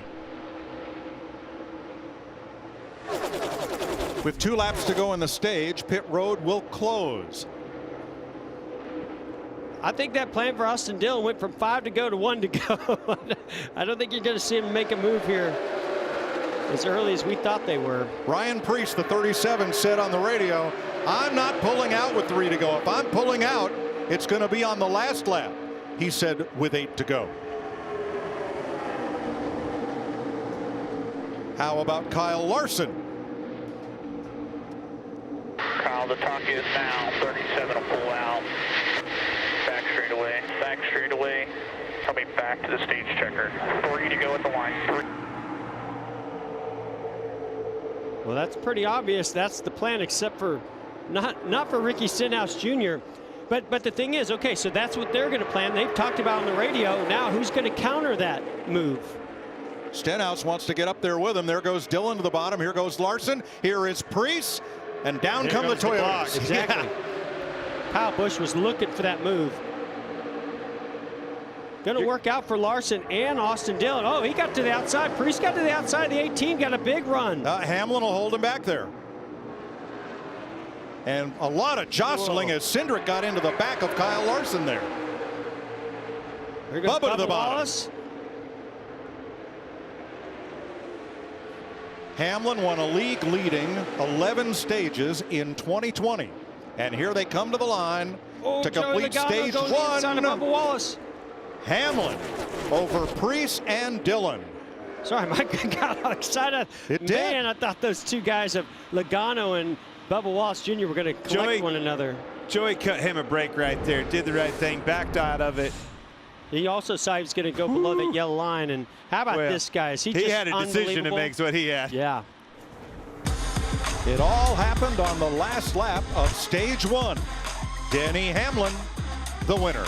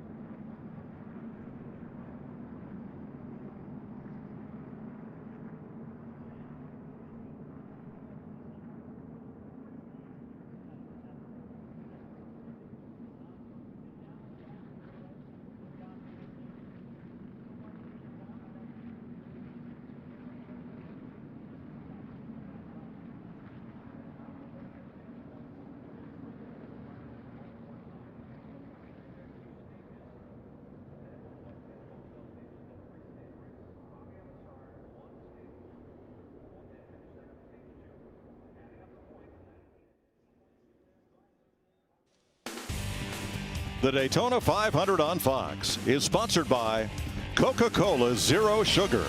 Tastes unbelievably delicious. Pit crews at the ready, wearing cameras, wearing lights, and with the tools of their trade at hand. Denny Hamlin leads them onto pit road. Here's Vince. Ryan Preece in that 37 car going to peel off pitting from second place. They really like their car, and he has shown it. It's just going to be a 4-tire change. The 3 of Austin Dillon upper left. He grazed the wall on the backstretch, so they'll give it a look, but otherwise fine. Regan? Bottom up to your screen, Christopher Bell. That race car is just too loose on entry. The back of it wants to slide out. Jamie? Denny Hamlin in the 11 has led 35 laps, a little bit tighter than in the duels. He also said he feels like he's slow out front. They told him this really dense air makes the car a little more draggy than it was the other night. Here's your Ram race off pit road. Won by Hamlin over Bell and Dillon. And Kyle Busch picks up 5 of those 11 positions he lost in the final half lap of stage 1. Style up Denny right here. Hey, Denny Hamlin, it's Bory up in the booth. You got us? 10-4. Man, we talked to you at the beginning of the race. Seems like yesterday, but I don't know what I'm more impressed of, to be honest with you. The fact that you pulled out of line, didn't like what you saw, went to the back, avoided that big wreck, or the fact that you're now leading the stage and leading this race. Pretty impressive. Well, honestly, the reception's really bad. When I'm on the back stretch, I didn't really hear you, but I'm sure it was super entertaining. Our FedEx camera's been pretty good. I mean, I've liked it all week.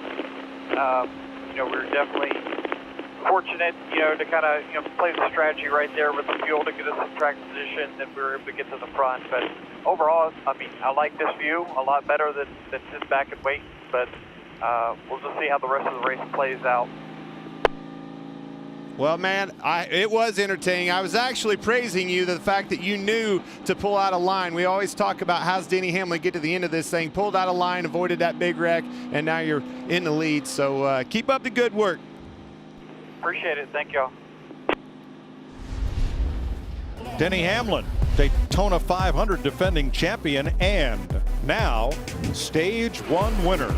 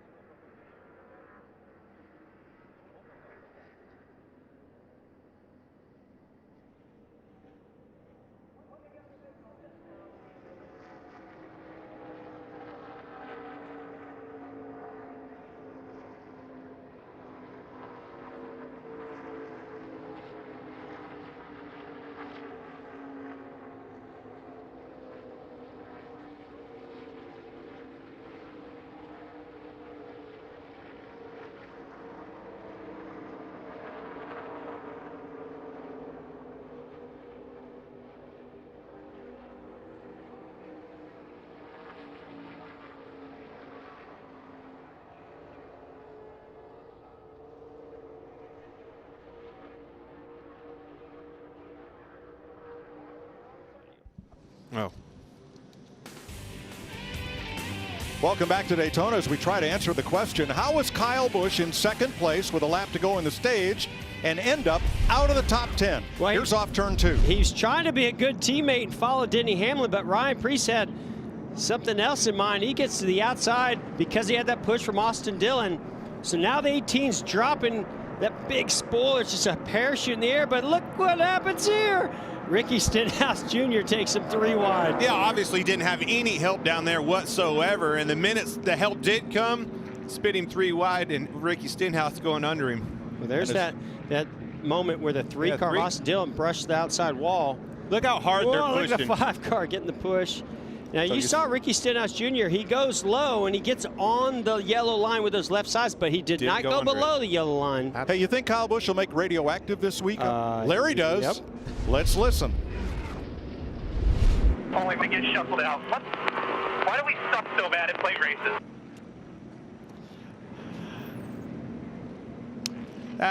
They used to run restrictor plates on these engines at Daytona and Talladega. Some drivers, especially when they're upset, still call these plate races. Every even now though and then, just Daytona happens. The plate is no more. Jeff, you've been doing this a long time. I don't see anything he did wrong right there. No, but you know, things just materialized differently than when he was at. Well, you're going to learn something while you're up here, Boyer, and that's Kyle Busch.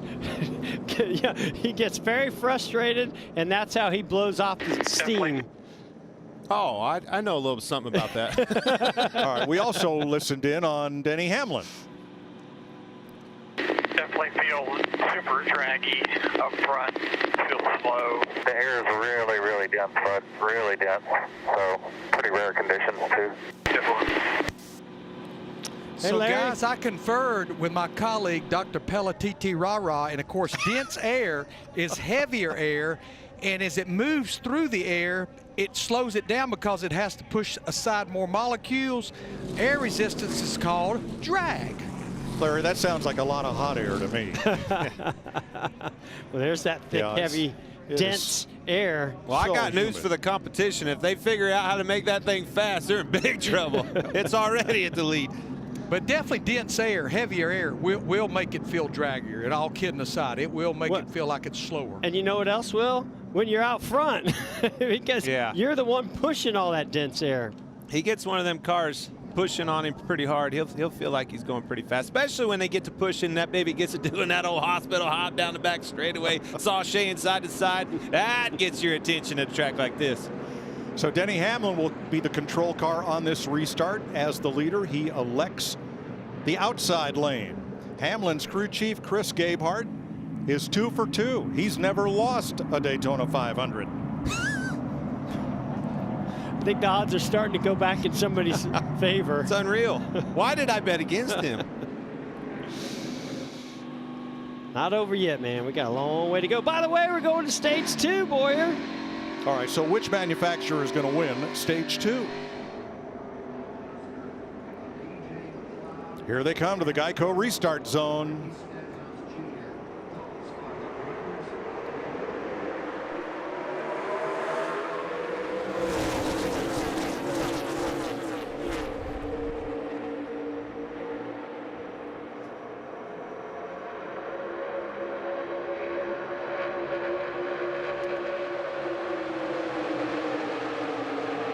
Rookie Austin Cindric in the 33 with Penske teammates behind him in the 22 and 2.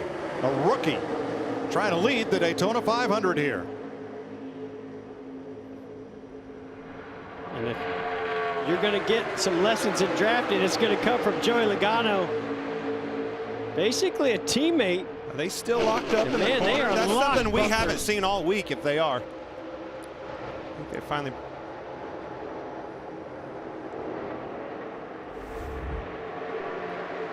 Cindric leads this lap. Talk about thick air. That is trouble for the spotters as well. Something to think about, Justin. Probably doesn't look too bad from you, from your angle, but this fog, if it keeps moving in much more than it is right now, they're not going to be able to finish this thing. That is Brandon Benash. He is Austin Dillon's spotter. Little difficult from the root. What? Little difficult. Blow it out of here. The vortex theory. Get it going. DW. Where's DW when we need him? Get the vortex. Man, I love what I see out of Austin Cindric. Yep. Great job he did yesterday, being a champion of the Xfinity Series, showing up here. Huge ride for him. Huge opportunity in his first Daytona 500. And I'll be darned if he isn't leading this thing. What Clint's talking about is the theory that these cars create a rising round column of warm air that keeps rain and storms and fog away. It's been debunked by scientists, but we believe the vortex theory works when it does. It's hot air, all right. But DW, he was a hell of a salesman, I can tell you that. Well, there's some rising from the booth as well, I'm sure. Denny Hamlin back to the front with Christopher Bell and Austin Dillon. Well, Austin Dillon's going to go to the outside of Christopher Bell. It's got a big push from Kyle Larson, but Kyle Busch working his way back to the front. Now we got 3 Toyotas bumper to bumper. And then Kevin Harvick in the mix. And Ross Chastain moves up behind Harvick on the inside in the 42. Oh, Denny could get in trouble here. Oh, he just squeezed up in front of the 3 of Austin Dillon. Right there could have been an opportunity. He was trying to work both lanes. If he had not gotten up in front of that 3 car, they may have taken him 3 wide, shuffled him back. Jamie? Kevin Harvick has a really good car in that 4, but he was shuffled outside the top 10 as crew chief Rodney Childers said, you need to run with the 20, the 23, and the 11. I know it's not what we want, but those are the best cars right now, and he has found himself up there running next to the 11 right now.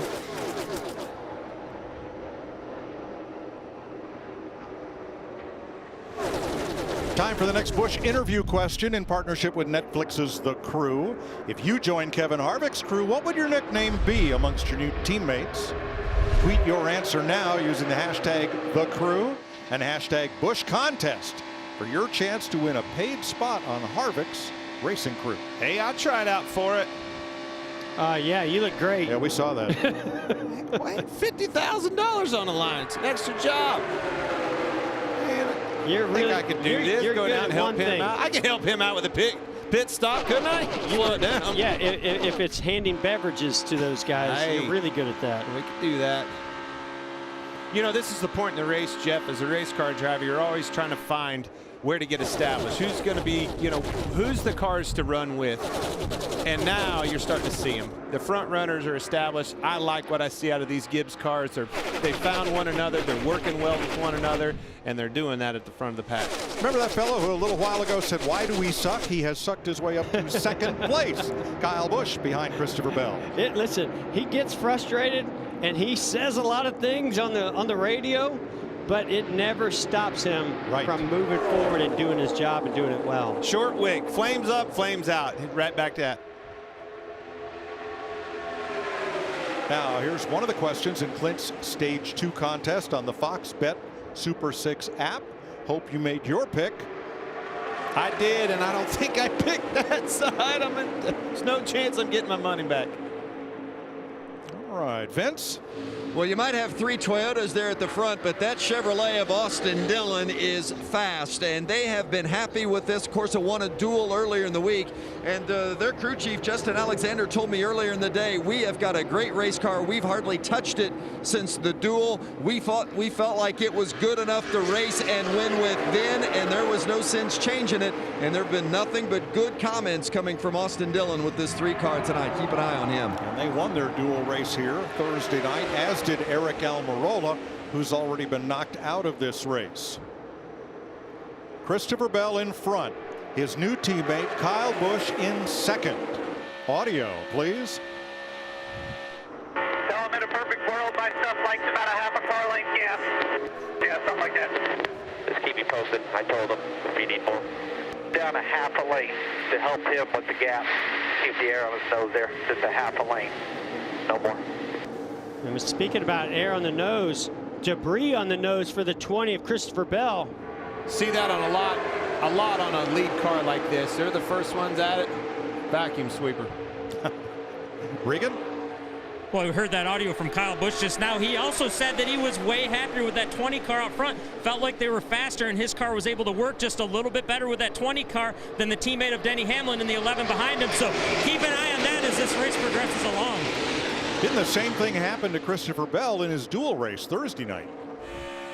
Yeah, you're absolutely right with the debris on the nose. And you know, right now he's got clean air to the nose. As long as he keeps an eye on the temperatures, it's fine. It actually might help reduce some of the drag, even though that debris kind of has some shape to it. But as long as the temperatures are fine, he's good. But boy, if that temperature starts to go up, he's going to have to get out of line and get behind a car and try to knock that debris off. 15 laps complete in Stage 2 of the 63rd Daytona 500. Let's go Fox side by side.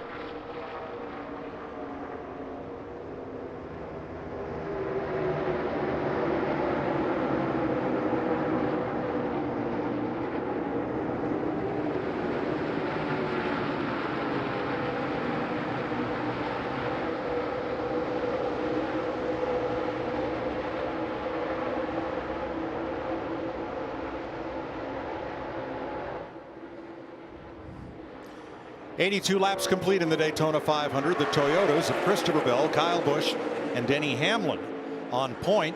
The Chevy of Austin Dillon fourth. The Ford Mustang of Austin Cindric with Joey Logano, his teammate, in fifth. Still 23 cars on the lead lap, 28 cars in the race. Clint was in this race last year, and I know you miss it. Take us for a ride here. I don't miss this part, Jeff. It's never any fun to ride single file, but the biggest thing that you look for right here is just taking a breather, obviously, slowing this race down because you know what's coming. But the biggest thing I look over here on the left, you can see their throttle. I'm trying to save my crew chief and my team as much fuel as I can. Doing it effectively so I don't lose a gap to where they're going to stack up and try to pass me or put me, you know, in a hole and I can lose positions. But if I can save fuel, this is definitely a great opportunity to do that. That's about it, though. I'm not gonna lie. That's about all you can do right here. Log laps, and make sure you get to the end. Our Fox colleague Jamie McMurray back on the lead lap now. He's in 15th position in this one-off ride in the Spire 77. We kidded him during the week, told him we were going to dial him up under green, and at first he was all for it, and then he thought about it. That wasn't then he realized we were serious. Yeah, right. We won't do that, folks. What's his heart rate there? 124 beats per minute. That's pretty calm. It was 155 earlier in the big pileup on lap 14. Just a decent dream sleeping, man. Come on. Hey, if he could see the splitter in the nose of that car, his heart rate might go up a little bit more. I don't think there's a whole lot of downforce coming to the front of that car. Yeah, I was happy for him. Obviously, you know, been a while since he'd been in the car, got caught up in that wreck, and you and I both were like, dang it, and when we saw him down there in the mud, but it's really not all that damaged. One of our favorite little Fox featurettes is Jamie on Jamie. Yeah, it's fun to get to do that again. I miss Jamie out on the racetrack, but just before we went green again, the team was jumping on that splitter, trying to get it down. And Jamie, as you guys were just saying that, he radioed to the team and said, we need to do something. Look at how high that splitter is. He said, I can feel it. We need to work on it. And they said, as soon as we come in next time, we'll hook you up, they said. Yeah, not only does that hurt the speed of the car, but what it's doing is packing air underneath it and creating lift. It's trying to lift the nose and not plant those front tires. So I bet he's really pushing through the corner. Probably getting a little tight right now, huh, Jeff? And I think that's why he's backed away from Brad Keselowski here, because he actually wants to try to get some air, and because that car's getting so tight. Well, what I love about what he said, here's the 2010 winner of this race. He's not just here to ride in the Daytona 500. He wants that car fixed so he can get up there and try to win it. Mike, you ever heard a race car driver use this term when they're whining, complaining about their car? It's floating the nose. Trust me, that one's floating the nose. Totally right. We can see it floating the nose.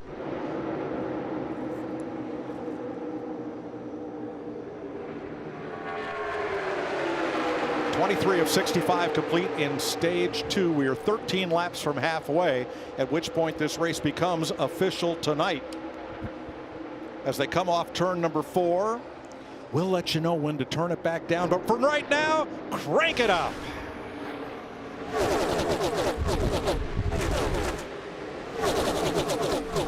Understood. 34 is clear. One behind him. Coming to pit road, the right side. Half of the old 3 is dry. One for the next 3. Water temp, please. That's 477-2. Gap in front of the 2. He may just be laying back.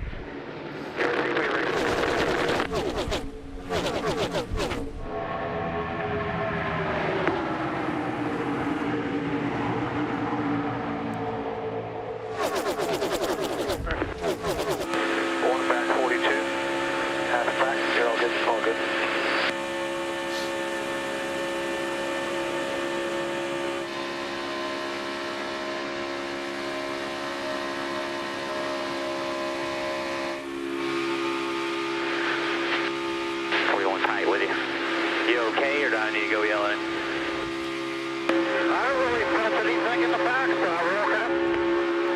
How many cars are behind him?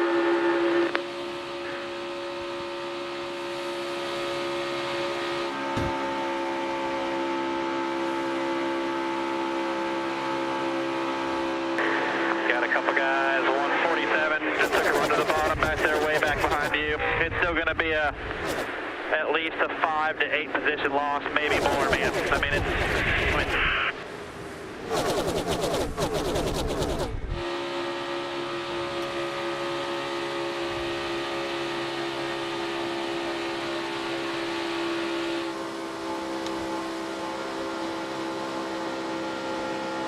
of you, nose to tail, 18.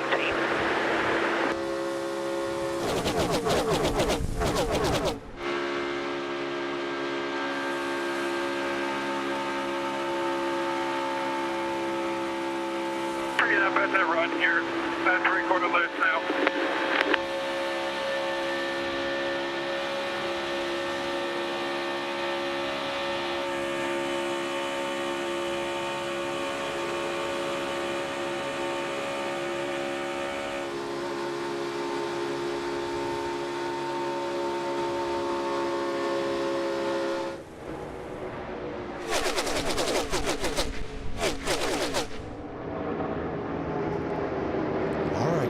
Back down. We don't want to wake the kids. 91 laps complete here in Daytona. 9 to halfway. And let's have a look at one of Clint's Stage 2 contest questions. Which team will win Stage 2? Well, the top one on the list has led all the laps so Man, far.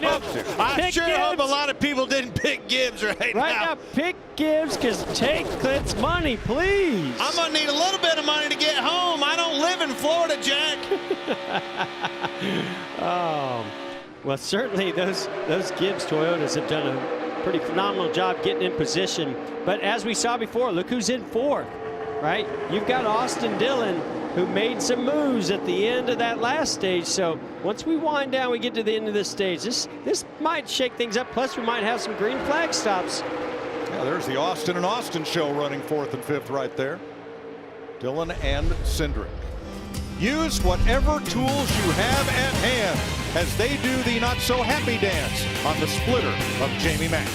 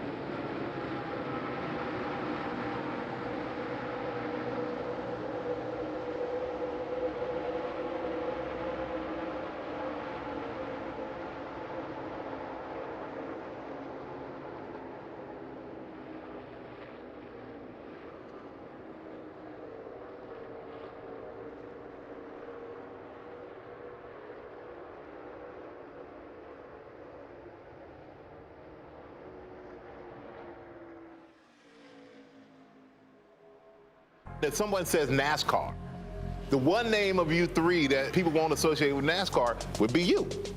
I know. But people don't realize you've been a big NASCAR fan for a long time. I grew up in NASCAR. My father used to pack the whole family in. We go to Darlington, we go to Rockingham, we go to Charlotte. We came down to Daytona, Talladega, and we would just go and we spend the whole day. And from that point on, I've been hooked on NASCAR. I remember Hoss Ellington, who owned the #1 car. Remember Donnie Allison, Cale Yarborough in the '79 500, that Hawaiian Tropic car? Yeah. Hoss Ellington. He owned an insulation shop in Wilmington, North Carolina that also housed the race cars. He would tell us that Michael Jordan was one of a group of junior high school kids would ride their bikes over to the shop a couple times a week to see what was going on. And we all went, yeah. Yeah. Yeah, Truth. that's right. You heard it right there from him. Lifelong race fan. Love it. Well, I can tell you, yeah, he's here, buddy. And it's so cool to have him here and a part of this sport, telling that story, being a part of 2311. I mean, it's almost surreal for me. Everybody grew up idolizing this guy, and to see him being a part of our sport, it couldn't be better. Second-year driver in his first point race in the NASCAR Cup Series with the Joe Gibbs Racing Team. Christopher Bell out in front of this race for 24 laps so far. Regan? Well, Mike, these guys always have to be thinking ahead. Take a listen to what Christopher Bell's crew chief Adam Stevens just said to the spotter to remind his driver as we get ready for potential green flag stops. Flag stops here. We need to be looking, Stevie and Bell, where the grip is on the entry. I'm sure the closer we get to the inside, the wetter it's going to be. So we'll be not like anything like practice. Very good point right there. As soon as he said it, Jeff, what did you and I do? We looked exactly what he was talking about, and he's right. It's wet. Green flag pit stops coming up.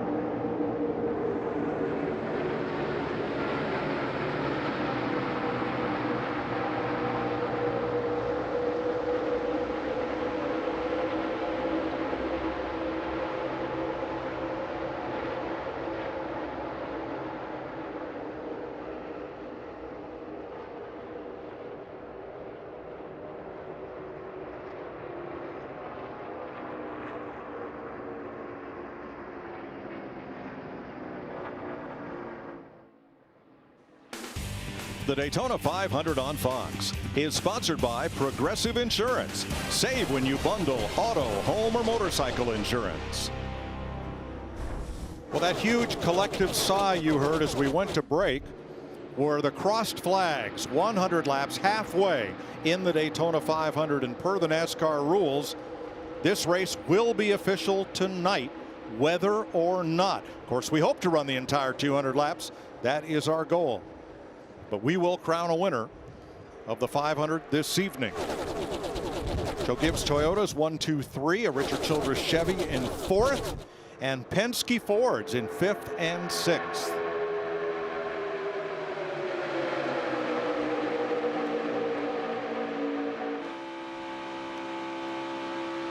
You know, we talk about these 3 Toyotas up front and our leader, Christopher Bell, and how the 18 car made up those spots that he had lost on pit road. He gained 5 spots on pit road. And so, you know, you got to give that team a lot of credit. Not only Kyle did a nice job getting to the front, but that pit crew helped him out, probably calmed him down a little bit too. Here comes some Fords to pit road. Cindric, Logano, Keselowski, along with Harvick, Briscoe, and Custer. Vince. Joey Logano in that 22 car, they've been fairly pleased with it, but you see they're going to put tape on the front and also the wrench in the rear. Fuel only for the 22 of Logano. Everybody out but Briscoe, whose car is damaged. Michael McDowell comes in by himself, as Joey Gase did a lap ago.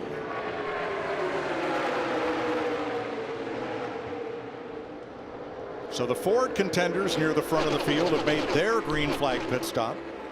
There are 4 Toyotas out there, not counting Martin Truex, who is 8 laps down. And the rest are Camaros. Mike, the Toyota group will have to come in at least within the next 3 to 4 laps. And we've been seeing, even in the dual race, and the Chevrolets, I've been watching them. They've been saving a lot of fuel. They could run a little bit longer if they wanted to. I'm a little worried about these Fords, guys, because look at the line of cars. You've got, what, 10 cars lined up right now, compared to 4 or 5 Fords that just came down pit road. The longer they stay out on this track, the faster they're going to make up time and just build that gap to those Fords that just came under green. Yeah, the only thing the Fords can do right there is get together as soon as possible. You can see they're finally found each other, get to pushing on one another and get that momentum going, because this big pack is going to run them down. So Larry, with only 4 Toyotas, can they afford to stop by themselves, or do they need to stop with some of those Chevys? Mike, when you're out front, you have no choice. You're the one making the call up there. All right, we should see a group this time. See him start moving to the bottom right here, bringing the pack down. Hamlin had a hand out the window, and Chase Elliott feints to come with them. They ain't coming with them, guys. No. We've been watching their throttle. They've been saving fuel. They're going to let those Toyotas come by themselves. Now, pitting under green right here, there's strength in numbers. Certainly these guys pitting with just 3 or 4 cars, they're going to have to make sure that I don't know about Christopher Bell. He was going pretty quick getting on pit road. Regan? Well, Christopher Bell was reminded to get heat in the brakes to make sure that what you saw happen there did not. A little bit free as he got onto pit road. That race car has been good. Kyle Busch on the right of your screen. That car's a little bit loose off of 4, Jamie. 3-time Daytona 500 champion Denny Hamlin, a little bit tight right sides and fuel, and that's it. A good stop as you see the reaction by the 11 team. Yeah, when you're that leader like Christopher Bell was, you don't have your little heat coming down that back straightaway as you're getting to 3 and 4. Just get a little bit of temperature in those brakes to help those 4 tires grip under braking, come to pit road. And doing that, you do have to put your foot on. You drag the brakes a little bit, get that up. Did Ryan Preece make a mistake by pitting without friends? Well, it doesn't even look like they're going to put any tires on. But when he comes out, he may have nobody to draft with. See the Chevrolets pulling down now. Look for them to pit this lap. Yeah, you see the hands out the window. Cooperation right here. We saw it yesterday in the Xfinity race. Stacked them up coming on a pit road. Big, big wreck. Now, the varying strategy, the Fords, remember, did fuel only. All the Toyota drivers and teams did right side tires. Here comes the Chevrolets. Execution, execution. Vince? Well, Austin Dillon's team warning him about some wet spots on pit road. You see him pulling in along with Kyle Larson. No changes for that 3, but a little tape on the front. Larson needed a little bit of help. Still a little too tight for that 5. Jamie. Defending series champion Chase Elliott on the right, and the 9 fuel only, a little bit different strategy than the Toyotas. Boy, Ross Chastain coming in stayed way out toward the grass, way late, held up the cars behind him, and then he cut sharply into his pit. Everybody got away from that okay. Here come those Fords with all their momentum built up. Chevrolets going through turns 1 and 2, entering the back straightaway.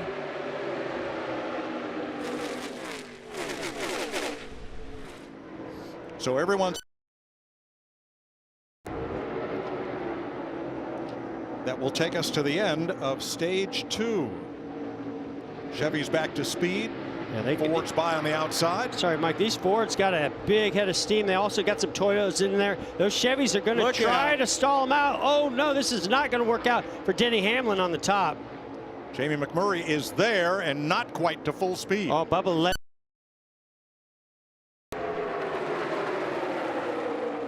Definitely stalled out that momentum that Denny had if he was going to overtake those Fords. I think this is going to work out for Larson and Elliott. Those guys are coming, but they've been broken up. They're also breaking up that Ford bunch. If you can see him side drafting that 2, slowing him down, pulling him off of the rest of those Fords right there. And now it's mostly all one pack again. After 3 groups of pit stops along party lines. 90 laps to go in the Daytona 500.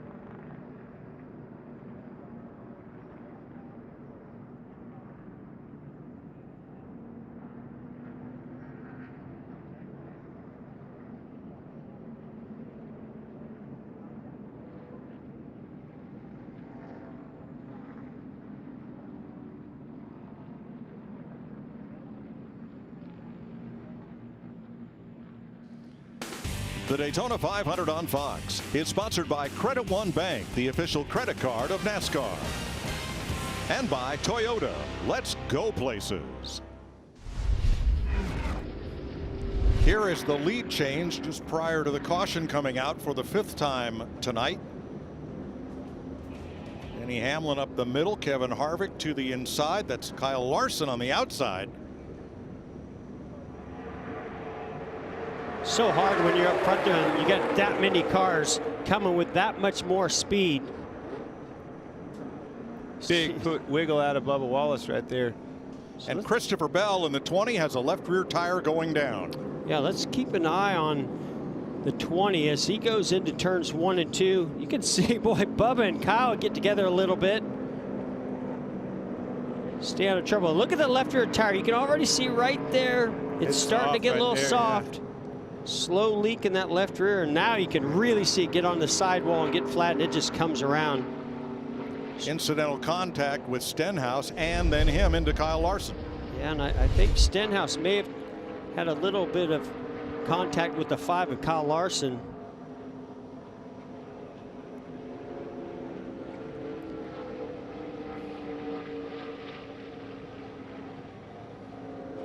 Right there, he's doing everything he can. Long for the ride. There goes Chase Elliott. Let's ride with him through this.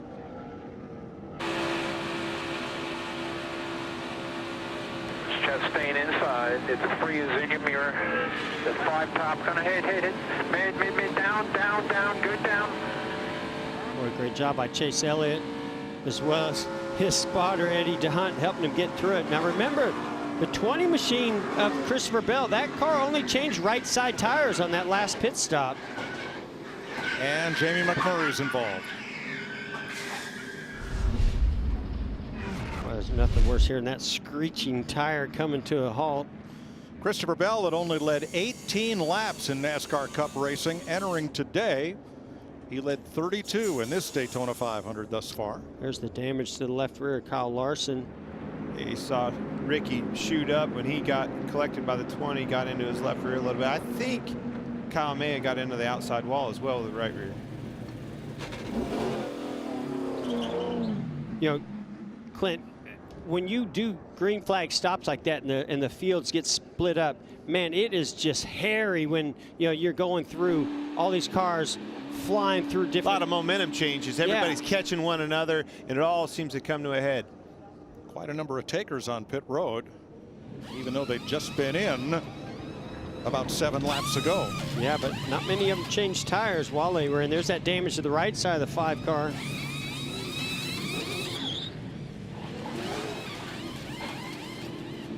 Chase Elliott will get 4.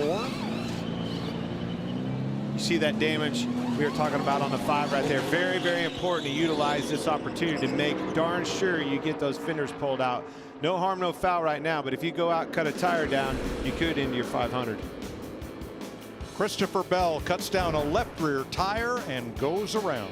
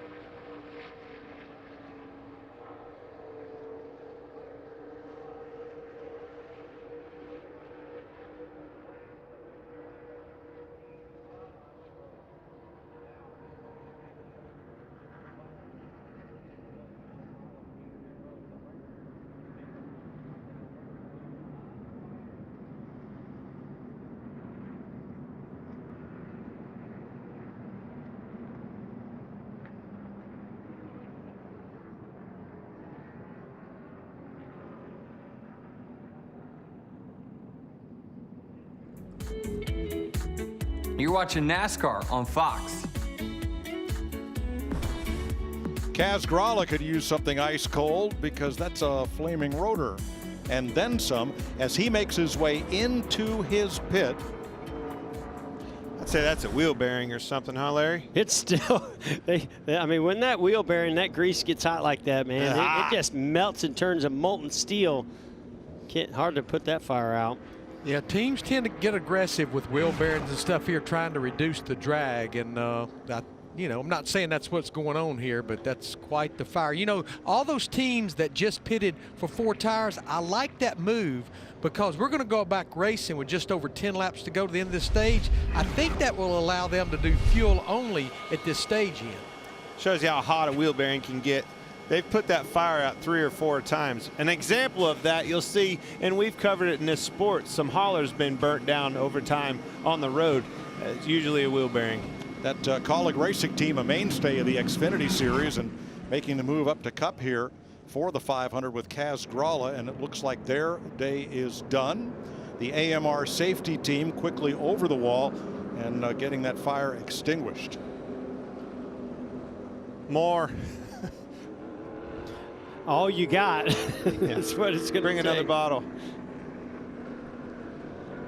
Jamie? These guys are racers. They are not done yet, Mike. They just said, hey, well, if you have enough brake, you know, we can pull a tear off, get you cleaned up, and get you back out. Meanwhile, it's still on fire.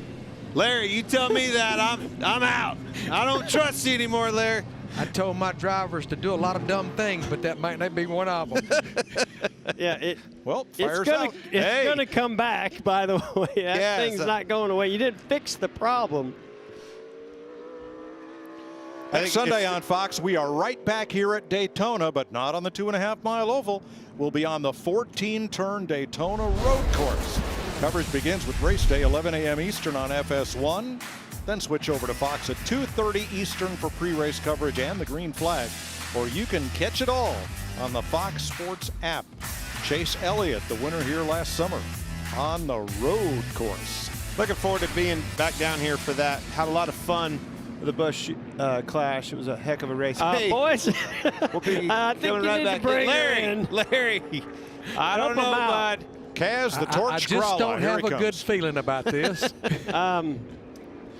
This is not the underglow lights from the All-Star race, folks.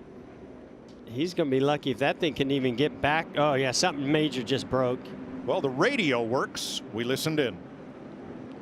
Brake pedal went to the floor. Fire.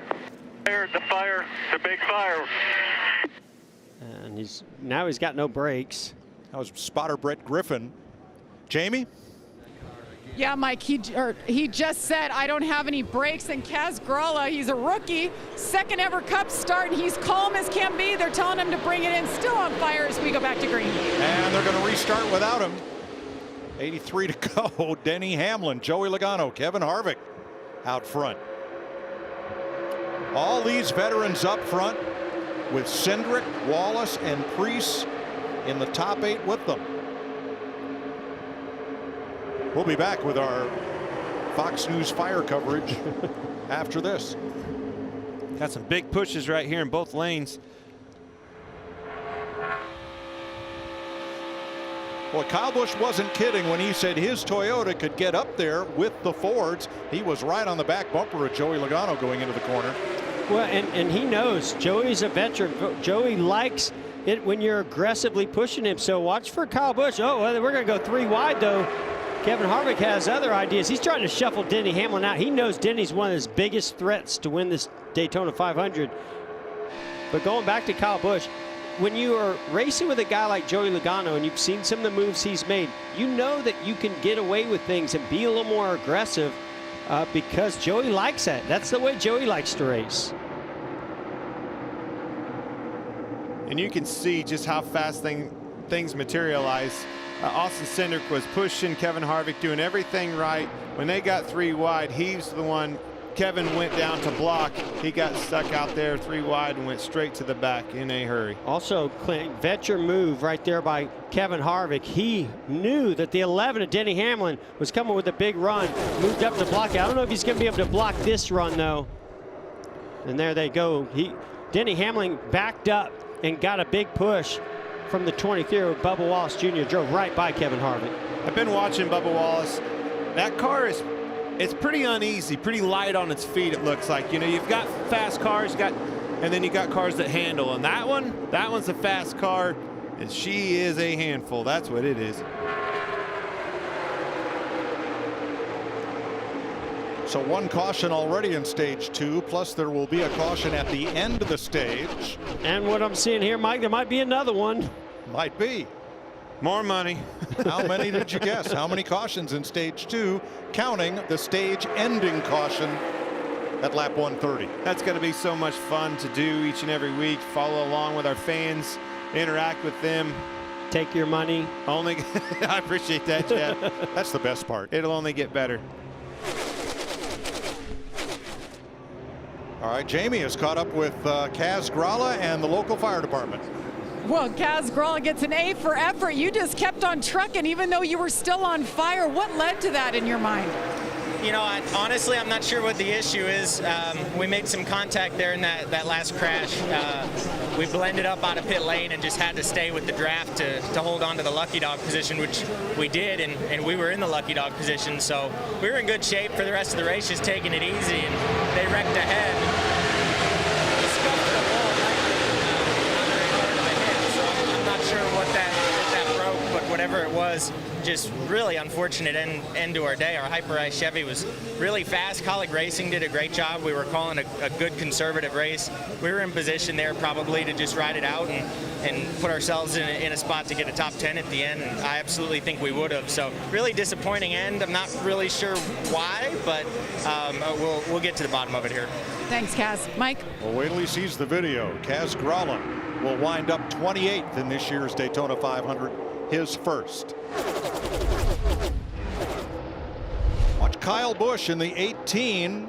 I mean, there's barely enough room for a car length there. I don't know if Kyle Larson checked up to allow Kyle Busch in. I'd say he did a little bit. That was really tight.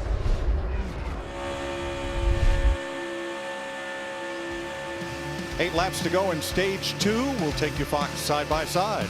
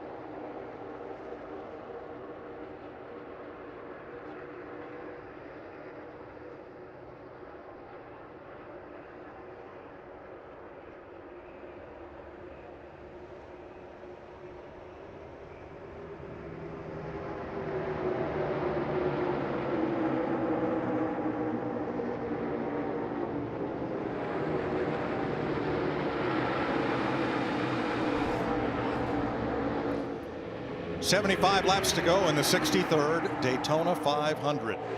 Denny Hamlin trying to do what no driver has ever done and win his third Daytona 500 in a row. He is your Toyota top performer with 75 to go. Bubba Wallace in second, Kyle Busch in 10th, Christopher Bell just off the lead draft in 19th, and Martin Truex 8 laps back in 25th. In stage one, we heard Ryan Preece say he didn't want to make that move from that third place position until the last lap. It'd be interesting to see with the experience in Kevin Harvick if he'll back these guys up and try to make a move a little bit sooner and when that move will come, or if that's where it will come from. 100%. Oh. How about Kevin Brad Harvick. Keselowski there right behind Ryan Preece? Tell Joe I want to back up off a 2, get into my rear bumper, tell him to hang on my rear bumper, we'll make the move in the 3. If I need him up, I can't have him 4 cars back.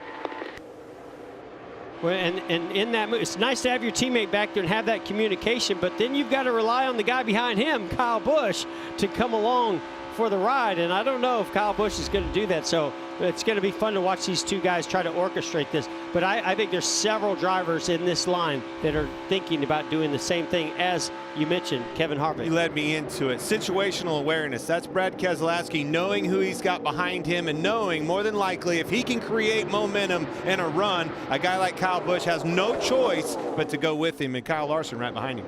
When they come to the line, it'll be 2 laps to go in stage 2, and pit road will be closed. And now you got Bubba Wallace in a similar position that Kyle Busch was in at the end of that last stage. Remember, he worked with his teammate. Well, I think Bubba Wallace is going to stay on the rear bumper of the 11 of Denny Hamlin. That's going to open up the door for Kevin Harvick, Chase Elliott, Austin Dillon. Remember what happened to the fellow who was second at the end of stage 1? He ended up 13th in the stage. Watch for somebody to be dragging back, whether it's Brad Keselowski. I can see him pulling back a little bit, slowing that group down, getting a run, see if he can make his move getting into 3. Oh, there goes the two right there. Michael McDowell came down and Keselowski went with him. That was much earlier than I thought they were going to do it. I thought they were going to wait to the lap. What do you mean? No, I thought they're going to wait one more lap. Bubba Wallace going down to block that move. He's going to get to the inside of Denny Hamlin. I thought too. Thought it would be the next lap. 1 to go in stage 2. Big push right here. Going to stack them up. Well, that was a great move by Bubba Wallace. I didn't think he would do it. I really thought he would stick with Denny Hamlin. That outside line's not done. Kevin Harvick, this line group of cars, they're going to get a run right here. Big push is coming on that outside. Yeah, but look how organized. Oh, Bubba Wallace gets sideways. That was close. Going to stack that bottom line. That's going to get now. the top lane going. But not enough. It actually put them 3 wide. You're going to see some momentum now. Kyle Busch right behind Logano as the middle moves forward, and Hamlin comes down to cover. Gosh, these guys are driving like it's the last lap of the 500, not the stage. Wallace on the bottom, Hamlin on the top. Here they come for the green and white checkers to end stage 2. 3 wide behind them. Hamlin again. That's good Harvick racing right second. there. Good racing. Man, if Harvick could have maybe gotten to the quarter panel a little bit sooner off of turn 4, I think he would have had it. You can really see when they get 3 wide what that did. Those cars sitting out there all by themselves. They were too far out, but there was just 2 cars. Those guys got 3 wide, stalled everything out. Denny Hamlin has now passed Bobby Allison on the all-time list of Daytona 500 lap leaders for 5th.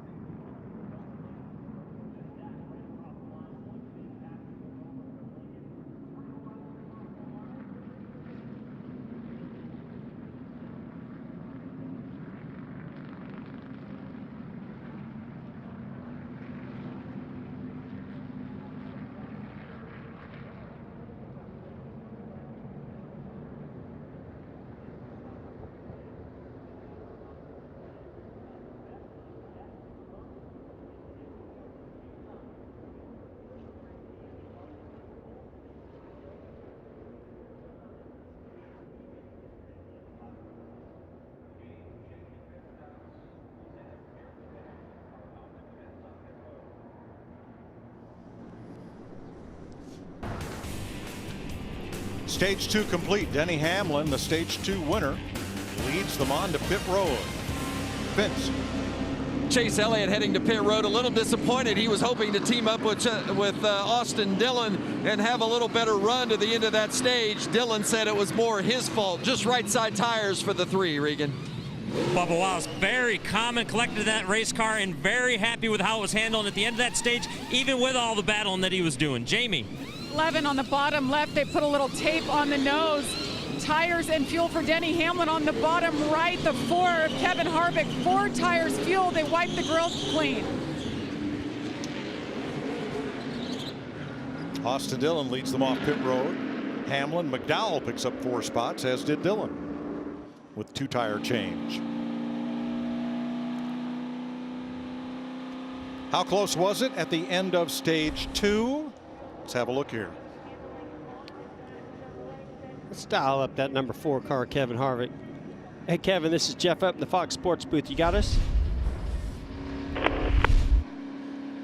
Well, man, I thought that was the end of the Daytona 500, not the end of stage 2, the way you guys are racing. Pretty wild. Walk us through that move and then maybe set that up for the end of the race. How do you time that maybe a little bit sooner to be able to win the Daytona 500? I think the pushes will be a little bit harder, a little bit sooner. Chase was, giving a good push, but really attached me as I went through the second half of that corner to really gain some momentum. So, I think we just try to keep ourselves up front. This is a lot different than we've raced in the past. Trying to grab some stage points, with the wreck early and less cars, and seems like it gets pretty tame, pretty quick with the high line. So, just trying to take care of our bush light board, but also keep ourselves positioned towards the front. Well, man, I tell you what, it's been pretty exciting. It looks like as we wind this thing down to the finish, you're starting to show what you've got to win another Daytona 500. Go have a great night. Looking forward to this final stage here. 10-4, man. Thank you.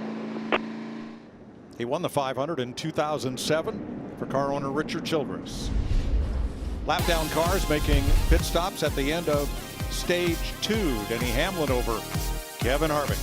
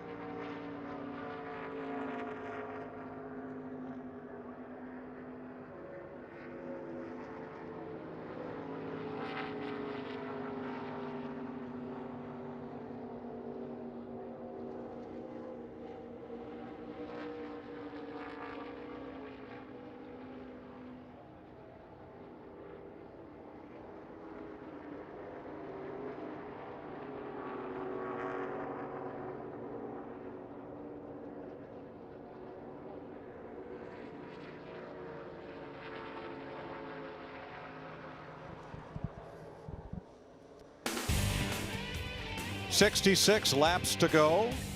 Joey Gase 1 lap down, top 20 right now. Sure like his quarter panel. Yeah. Christopher Bell got the free pass on that caution, so he'll be back on the lead lap. Denny Hamlin has now won 4 straight stages in the Daytona 500, mid-race stages. And you were betting against him. Hey, we might see history tonight, guys. Just might happen. Among the memorable three-peats, this would certainly rank right up there should it happen for Denny Hamlin. Now, in partnership with Netflix's new show, The Crew, Busch is interviewing for a paid spot on Kevin Harvick's racing crew. Tweet your answer to each question during the race for your chance to win. So with the next question, here's the Busch guy. Here's a fun one. How much Busch could you pour inside of a standard NASCAR gas tank? Man, you're not eligible. What do you mean? I signed up. I went through it. We're still not eligible. Now, Kyle Larson had a penalty, a safety violation. They had a torch on the hot side of the pit box. Larry, why would that be? Yeah, we're looking at it right now, Mike, and at first I thought it might have been to try to put some like an adhesive or bare bond trying to heat the surface, but they were doing something up inside the right rear wheel well. They took the right rear tire off, had a torch doing something. Again, the penalties, the tail in the longest line, that's about where they were going to be anyhow. I mean, the only thing I can think of, Larry, is, you know, it's all about the details, right? And the best you can get the shape of that fender back to what it was before that accident, the better that car is going to handle and the better speed it's going to have. So I don't know if they're just trying to get it as close to that as possible. Move back in position the way you want and then cooled off. I agree. Definitely a penalty you don't hear every day. I can tell you that. So among the stage 2 questions to win Clint's money, there were 2 cautions in stage number 2. And at the end of stage 2, there were 13 cars out of the race. I don't think I picked either one of those either. Well, I hope a lot of people did at home. Appreciate that. So we're going to find out because just like Powerball, we can tell you how much damage there is. We're going to work on that. Man, it looks. Jamie McMurray is still on the lead lap, 16th. There are 18 lead lap cars as we go set to go back to green and work to lap 200 and the conclusion of this Daytona 500. Whoa, 249 winners split the pot. 10,000 bucks. Boy, you had me really nervous for a minute. Pending verification of eligibility, split $10,000, 249 winners. What's that? Is that $40 or $400? Can't do the math that You're quick. the mathematician $40 up apiece. here, Mike. All right, ready for the restart. Stage 3, Austin Dillon, Denny Hamlin. Here we go. Big jump for the 3. Now top. Now top, 1 back. No run yet. Bottom's best formed. 11's coming outside. Clear back to 11, quick hold by half, outside. Lined up. Still out there, lined up. So impressive how he can just pull out at will and go on right to the front every time. Boy, Bubba Wallace was giving a shove to Michael McDowell, who was giving a shove to Austin Dillon, trying to keep that bottom lane formed up. There's a reason why he's going for 3 in a row, Clint. I'm telling you, I mean, that car is fast, but some of the moves that he makes, we've seen other guys run up to the rear bumper of the car in front of them, but rarely do they just step out as soon as they get there and stall that car out and make the pass. Let's see if Austin Dillon repays that favor.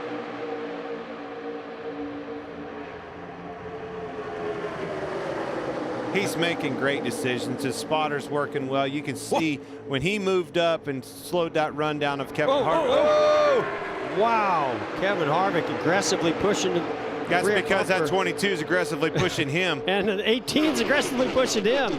But man, that was almost disaster for Denny Hamlin. Yes. I thought he was going to actually make contact with the outside wall. Watch this and see where push very nearly comes to shove. And, I mean, Kevin Harvick's doing everything right. You want to push on the right side of that rear bumper, but oof, right Maybe there. not that hard. Maybe not that hard, though. And it's such a handful when they do that.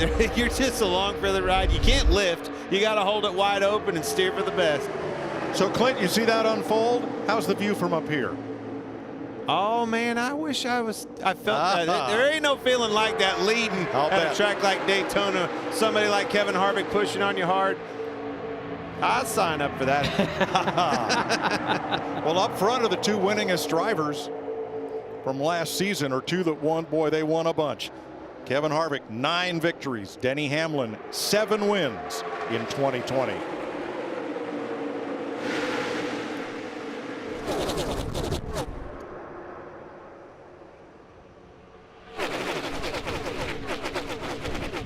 Let's go back and take another look at that. Watch his hands as he has to keep a hold of this thing. Whoa. He even checked up a little bit. His hand out the window. Waving to somebody. And that all Not wrecking happens me. at 198 miles an hour. Wow. You could just barely see Denny's eyes there in that clear visor, but you could see he was watching his mirror the whole time down the back straightaway. They got a little wider when his hands got busy, too.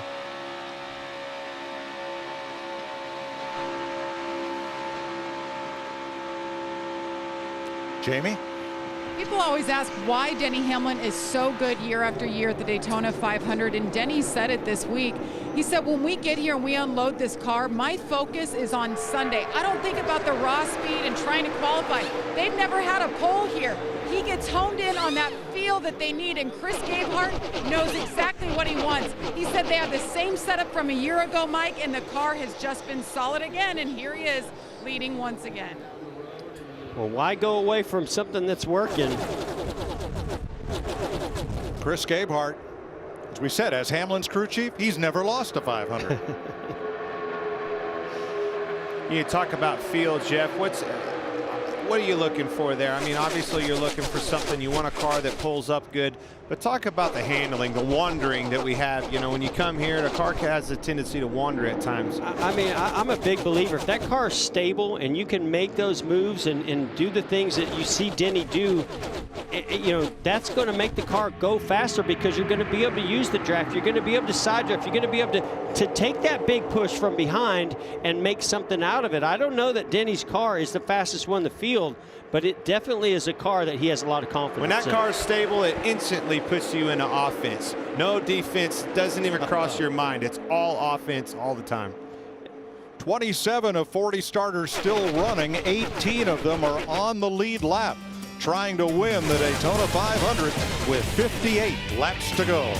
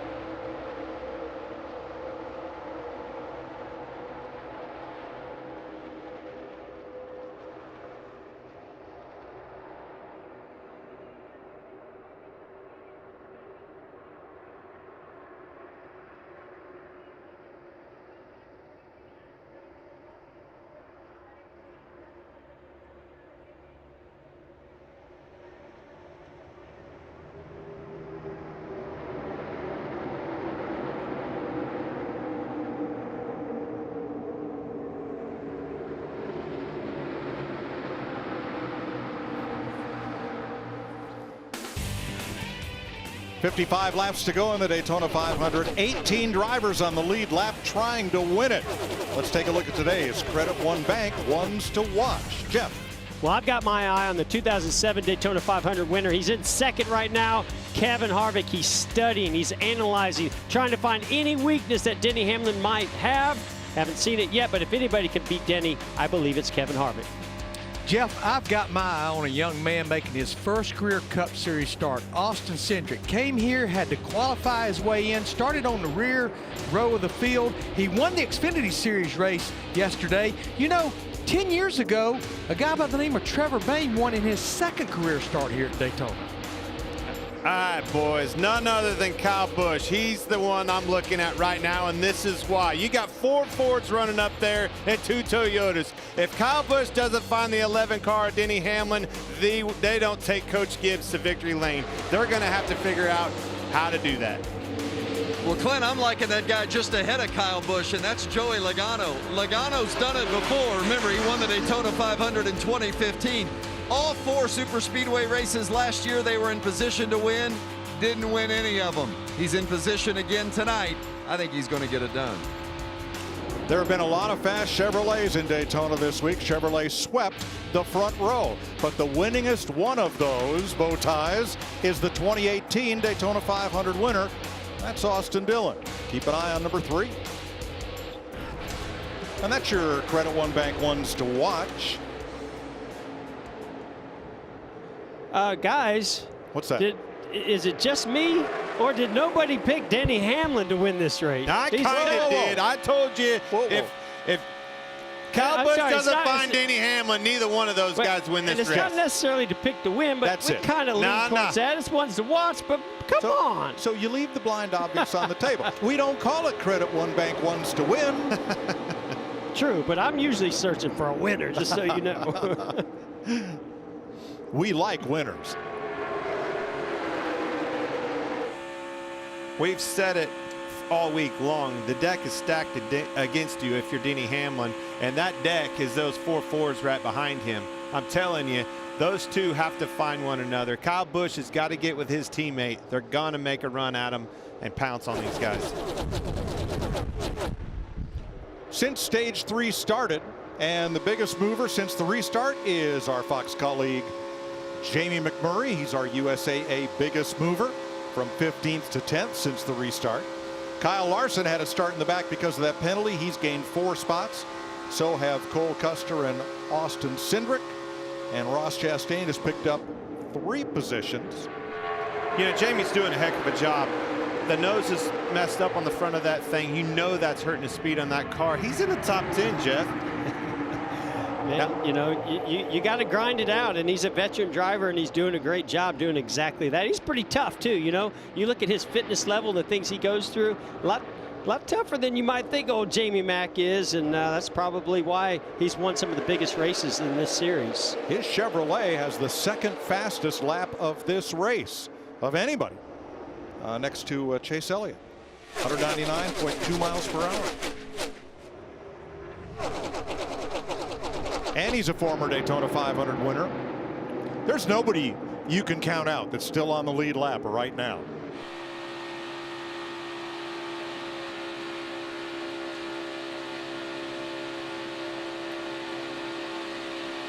$50 laps to go. And Denny Hamlin has led half of this race, 74 of 150.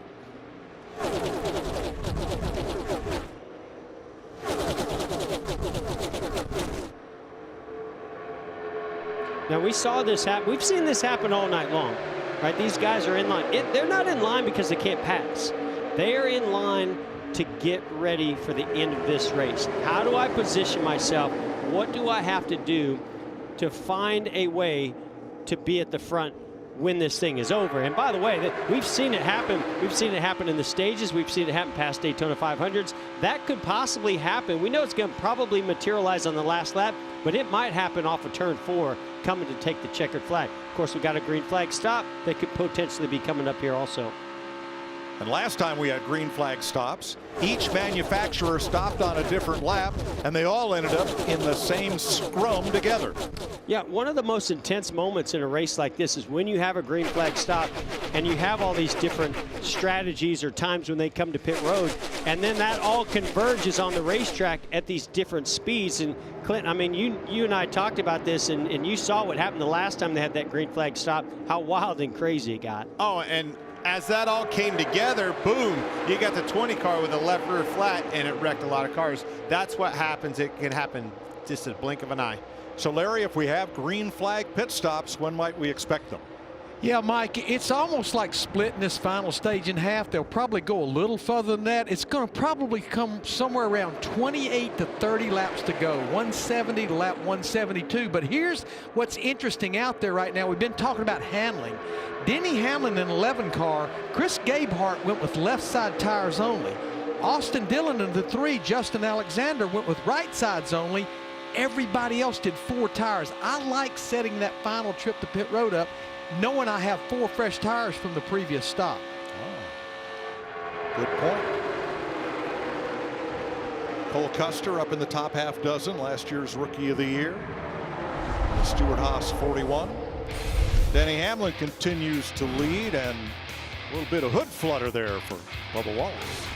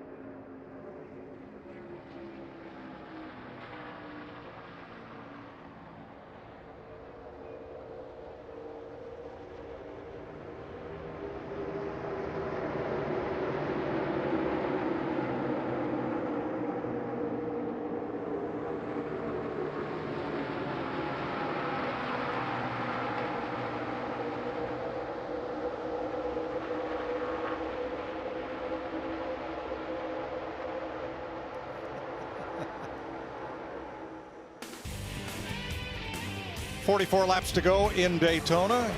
Here's an update on the Coca-Cola Racing family. Denny Hamlin, your leader. Joey Logano, 3rd. Austin Dillon, 7th, all in the lead draft, while Daniel Suarez and Ryan Newman were taken out in the 16-car incident at lap number 14. I can't help but keep thinking about that incident, lap 14 you just talked about, and the difference it's made in this race. There's a lot of cars taken out, a lot of big heavy hitters. 5th place Austin Cindric is trying to do something that has not happened in since 1980. Finish his very first NASCAR Cup race in the top 5. The driver who did it in 1980 also drove for Roger Penske, Rusty Wallace at Atlanta. Remember that big old Impala that they built for him? Yeah. Top 5. Right. Pretty good company in that conversation, I'd say. I think winning that championship for him last year just helped him confidence-wise. You know, he came down here was awesome in that Xfinity race yesterday, and he's running with the big boys today. Awesome performance. You know, if he stays in this position, Clint, and it comes down to the end, I'm going to be very curious to see how he handles it, because the intensity is going to ramp up times 10 in those final laps. Here's your Progressive race summary with 43 laps to go. Denny Hamlin's led 82 laps, the most among 12 leaders. There have been 20 lead changes. 18 of 40 cars still on the lead lap. 6 caution flags so far, and a 5-hour and 40-minute red flag. Denny Hamlin, our race leader, won both of the stages. Jamie? And Denny Hamlin about 10 laps ago said he felt like it was a little bit slower, but right now saying that the car is actually handling a little bit better than it was earlier. And he asked his team recently a question I've never heard a driver ask in the middle of a race. He said, how many laps have I led? The answer right now is 83. A bunch. They need to tell him that he's just working his way up the record book in laps led at the Daytona 500. Hamlin, Harvick, Logano, Kyle Busch, all veterans. Then Cindric in his first Cup start. And the Rookie of the Year from 2020, Cole Custer, Vince, in 6th place. Well, and he's done a fine job tonight. And, you know, they were talking to me, Mike Shiplett, the crew chief, about how that team last year in their rookie season together really spent the year accumulating data and building their notebook, a notebook that should begin to pay dividends this season. And I think we're starting to see that tonight in the season opener. They began the night patient, wanting to just learn and be there at the end and have an opportunity to make something happen, and they're in position to do just that. The lap past Cody Ware, who's gone 3 laps down. And yes, let's have a look at the Xfinity fastest laps tonight. Chase Elliott, quickest. Jamie Mack. Corey LaJoie, the 3rd fastest lap of the night. Bubba Wallace and Michael McDowell, the top 5. Nice mix of Chevys, Toyota, and Ford there. 199.4. Getting it.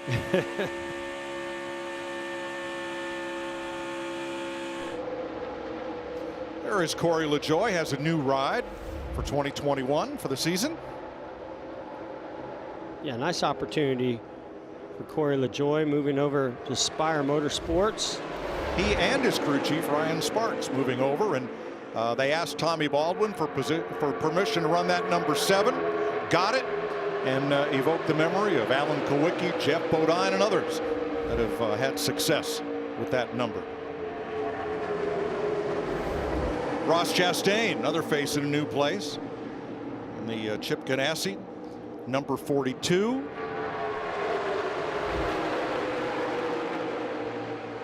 Going to be fun to watch this young man this year. I like his style, I like his attitude, I like his work ethic. And I think you're going to see him have some great moments this season. Tell you which one I got circled. Homestead. Yeah. When I think about somebody that can run the wall, you don't have to look any further than Kyle Larson.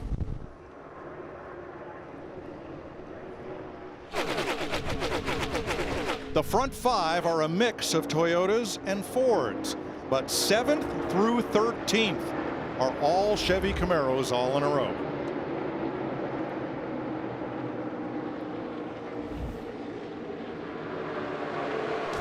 "37 laps to go in the Daytona 500 on Fox."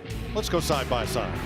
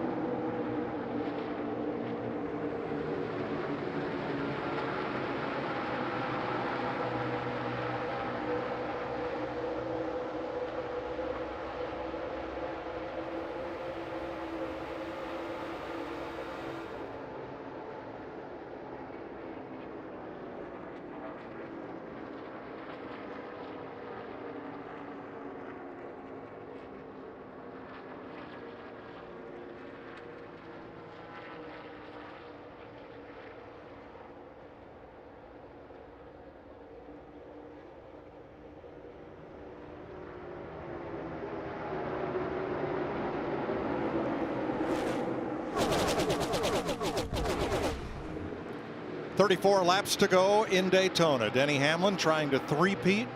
Kevin Harvick, Joey Logano, Kyle Busch, Austin Cindric, and others trying to deny him. 34 to go. Time for the final Busch interview question in partnership with Netflix's The Crew. Tell Busch, what would you write on a bumper sticker on Harvick's car? Tweet your answer now using hashtag The Crew and hashtag Busch Contest for your last chance to win a paid spot on Kevin's Racing Crew. I would love to see what some people sitting in for that. Yeah. Mine wouldn't be acceptable, I can promise you that. Hey, Mike, I got a Larry McNugget for you on that 33 car, Austin Cindric. You talked about the last time a driver in his first career start got a top 5 driving for Roger Penske. How about the last time a driver won a race, a cup race in his first career start? Johnny Rutherford in 1963, a dual race at Daytona. Remember, dual races were points races, and no, I was not working on his car. 63, was it a convertible for crying out loud? Austin's grandfather, maternal grandfather, Jim Truman, who won the 1986 Indy 500 as car owner for Bobby Rahal. I was at the Little Charlotte quarter mile with the Bandolero cars the night Austin won his very first race, a rookie race. His mom never missed one of his races. His dad was there when he could, when he wasn't on the road with Team Penske. And the night that Roger Penske and Walt Zarnicki showed up to watch this kid run, boy, everybody was talking about that. That would be cool. He's a smart race car driver too. You know, one of the things I've been most impressed with Austin Cindric is his evolution, his knowledge, and how he's. You know, we saw him early on in his career in Xfinity. You know, really hang that car out there, maybe make a few little mistakes, but man, he just buttoned them right up, and never saw him make the same mistake again. Oh, look at this! Is this them making a move, or is this them coming to pit road? Well, let's start with the move. I think it's time to come to pit road. Now, under green, you can enter pit road more than single file, and with Logano's pit the first box, that's what he does. Vince. Well, it's just going to be a 2-tire change. Losing a little grip, said Logano, but otherwise the car is fine. 2 tires, right sides, and fuel. Jamie. Austin Cindric, you were just talking about him. First cup start in the 33 car. They're going to take right sides and put some fuel on it. He just told his team this is the best the car has been all night. So that's good news for young Austin Cindric. The 4 of Kevin Harvick, all good with the car so far. I'm impressed with that 34 of Michael McDowell. Not one of the powerhouse teams, but he is right there with them. Mike, one of the things I saw when they left, Austin Cindric was a little slow off of pit road. That is going to affect them in their performance. He's going to lose that draft. Here come the Chevrolets to pit road. Coming in hot too, Vince. Austin Dillon has been so pleased with his car all night long. It's going to be just fuel only, giving him a tear off and putting a little tape on it. We'll see if he can finish the job. Jamie?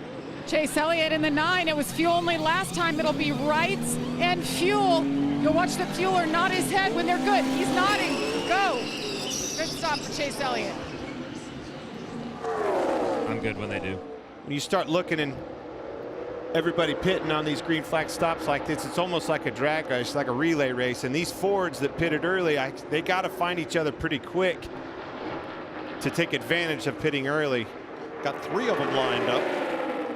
You look at these Toyotas and their performance on pit road. They came off. Everybody's together right here. It is so important to make sure you're established. Leave pit road good. Get up through the gears and push as hard as you possibly can in that straight line. Larry, do the Toyotas come this time? I think they may run another few laps, Mike. Oh. See what their lap times do lined up like that versus all these others that's trying to get back organized. I think that's going to be a key. Are they running faster? And there, they picked up one of their teammates there in Mark Truex Jr., even though he's got damage. Here come these Fords. Around just the Chevrolet. Like we saw the last time. Going to get to Chase Elliott. A little further up there is Austin Dillon. Here come the Toyotas.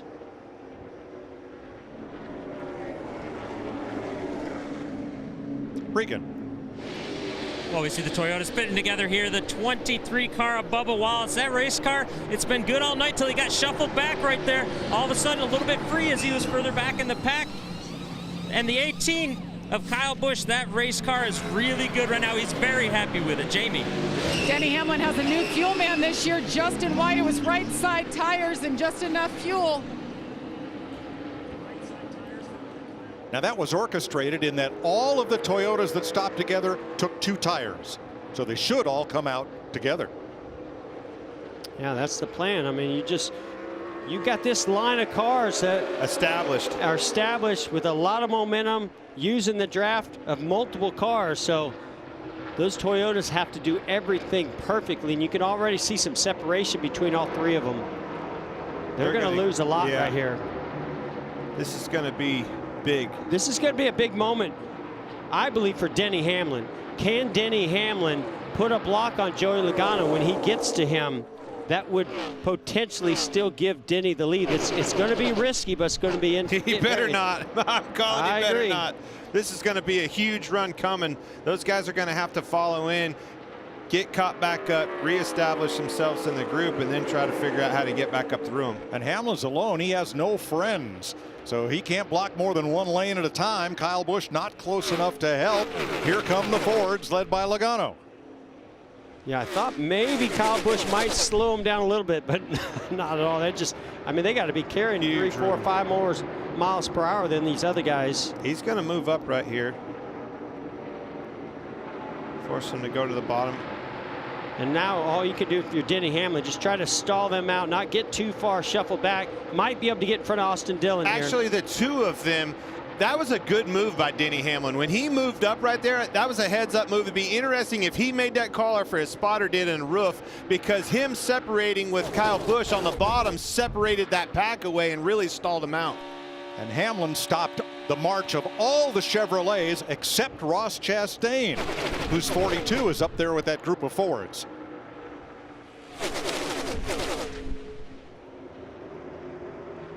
This is going to be trouble for Denny Hamlin. He got a big run. He tried to pull out, but he's all by himself. Austin Cindric, 3rd car in this line behind Christopher Bell and Corey LaJoie. That pit stop has now put him 6 seconds behind the leaders. Yeah, I mentioned that when they took out of the pit road, he was just behind. And the difference that makes when you can't take off with your group, you're left behind. It looked like maybe they didn't get the fuel can or the second fuel can in there, you know, in a good enough way, because they were a little bit long on that fuel. And you have to have it. You got to make sure you get that in there, because you're going to need it at the end. You can't be light.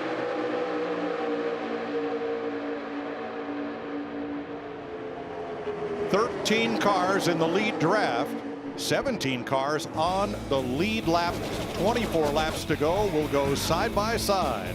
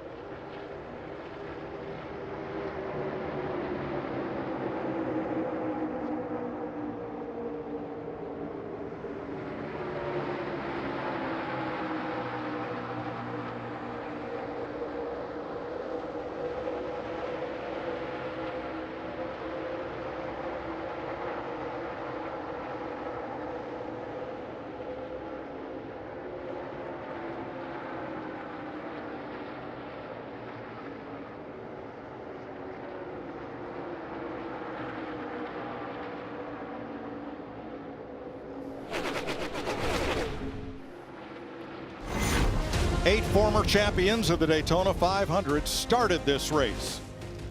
20% of the 40-car field. And here's where they're running. Joey Logano, your race leader. Kevin Harvick in second. Austin Dillon 7th. Denny Hamlin and Jamie McMurray in the lead draft. Kurt Busch is 4 laps back.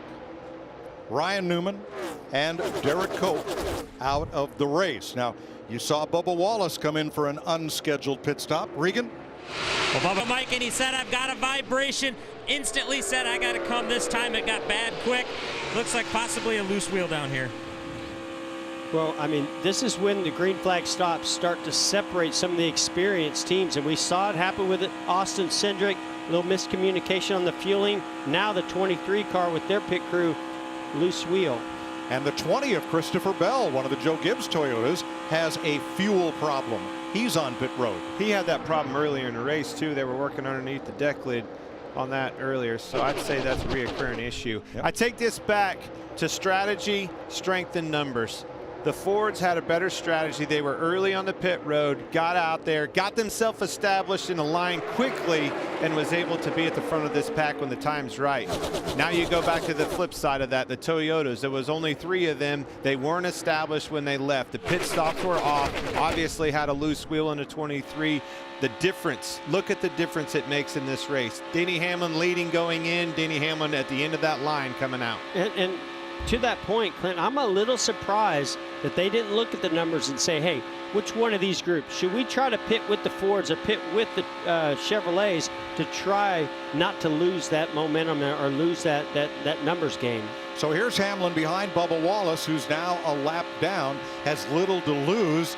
Can Bubba drop down and help his co-owner of his team, Denny Hamlin, get back to the front, or is there any way just 2 cars can do that? Oh, you can help them, but I don't know that the time to do that is quite right yet. I mean, I think there was a race a year ago where Denny Hamlin was in it. He was in the running for the race of the much. I remember, I think, Jeff, it even confused you, and I was on my couch in the motorhome. Exactly. I'm not poking fun. It's just he was in the running for it, and we all thought, hey, man, he's going to win the race, and he was a lap down the whole time. So to your point, Mike, that can be a factor and probably will.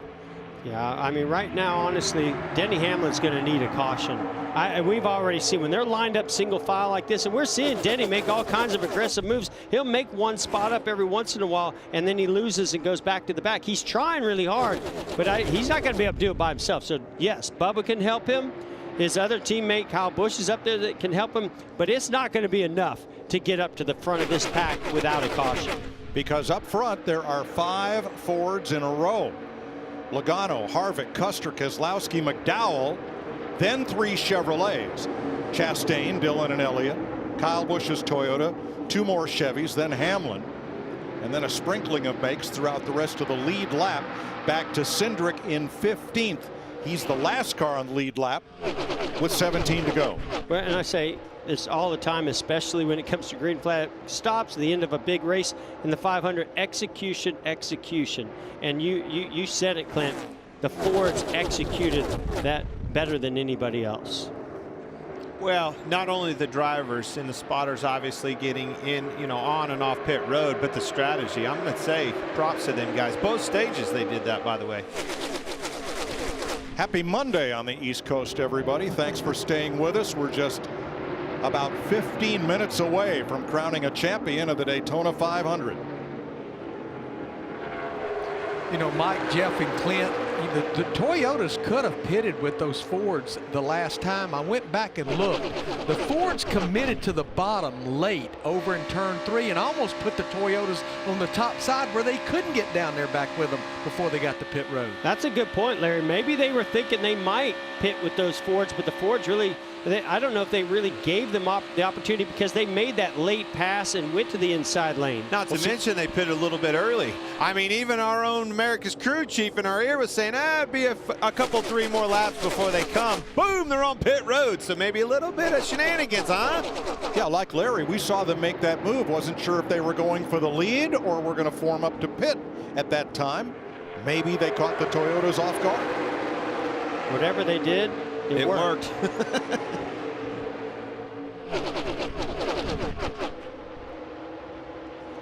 So now this lead pack is formed up and it's 12 cars deep. Now, I certainly don't want anybody listening at home, watching this at home, to think that there's not going to be a lot of shuffling up in this group. There absolutely is. But I think you're going to need to be in the top 5, 6, maybe 7.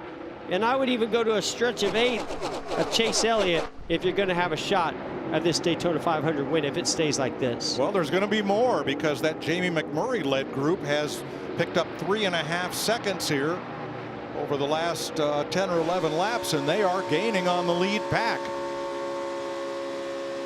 They're going to catch him too. And this is going to be an opportunity for Denny Hamlin, because that car that's the last one in line, or if you're Denny Hamlin, you're needing some more help. You've got your teammate Christopher Bell has had some issues. He's back there, can help you. You got Bubba Wallace ahead of you, but you need a larger pack to come and build up some energy and break up this draft. If they can get to that end of this line, they might be able to get enough momentum shifted in, allowing Denny Hamlin and a couple of those other guys to make some moves. But I just think it's too early to step out. There are 6 Fords on the lead lap, 2 Toyotas, 7 Chevrolets.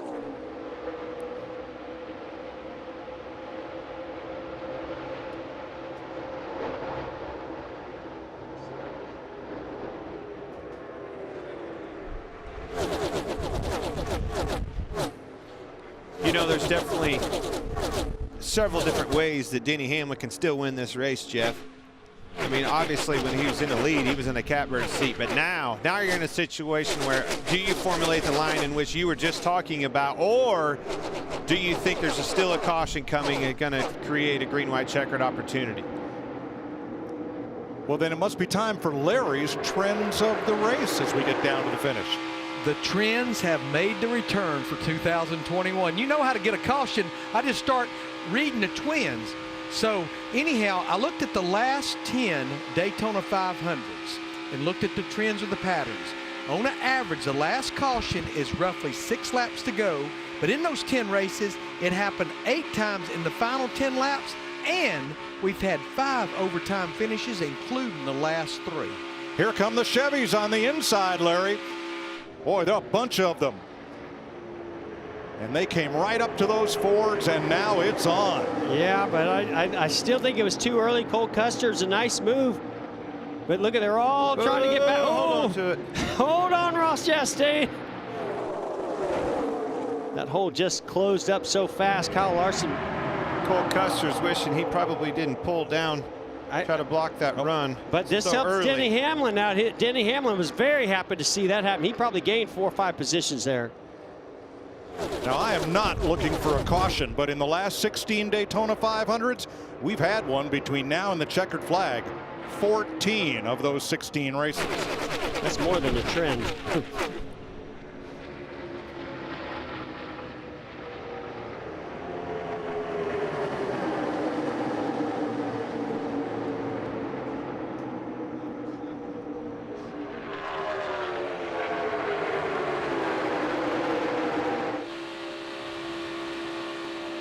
Chase Elliott, the series champion, 6th. Second of the Chevys, Austin Dillon, the 2018 winner, just ahead. Joey Logano has now led 18 laps as they come around.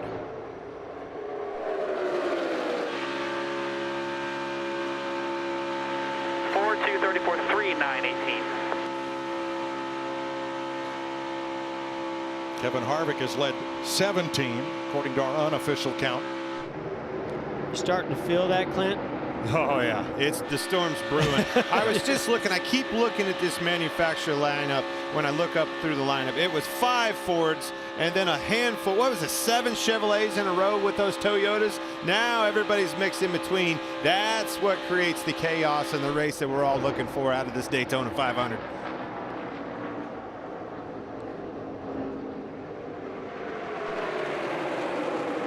We can talk all we want about lap leaders. They're only going to remember who leads the last one.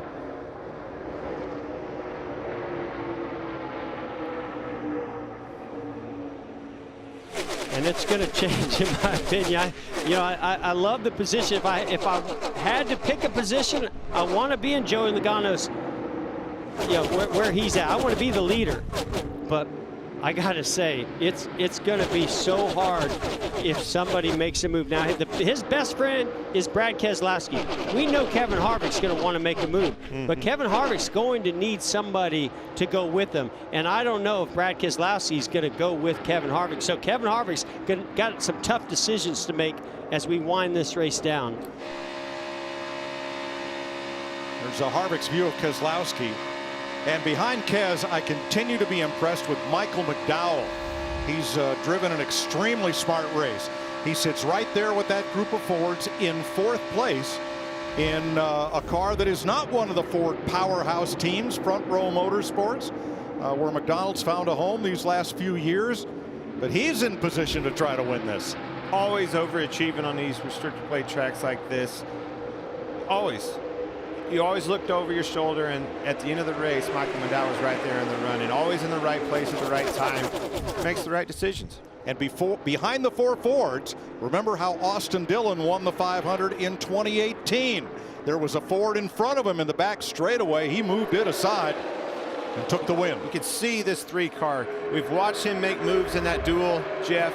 I look for this car to make a move and have a really good partner in the 9 car pushing. Clinton, I want you to go back to a conversation that Brad Keselowski was having a little bit earlier.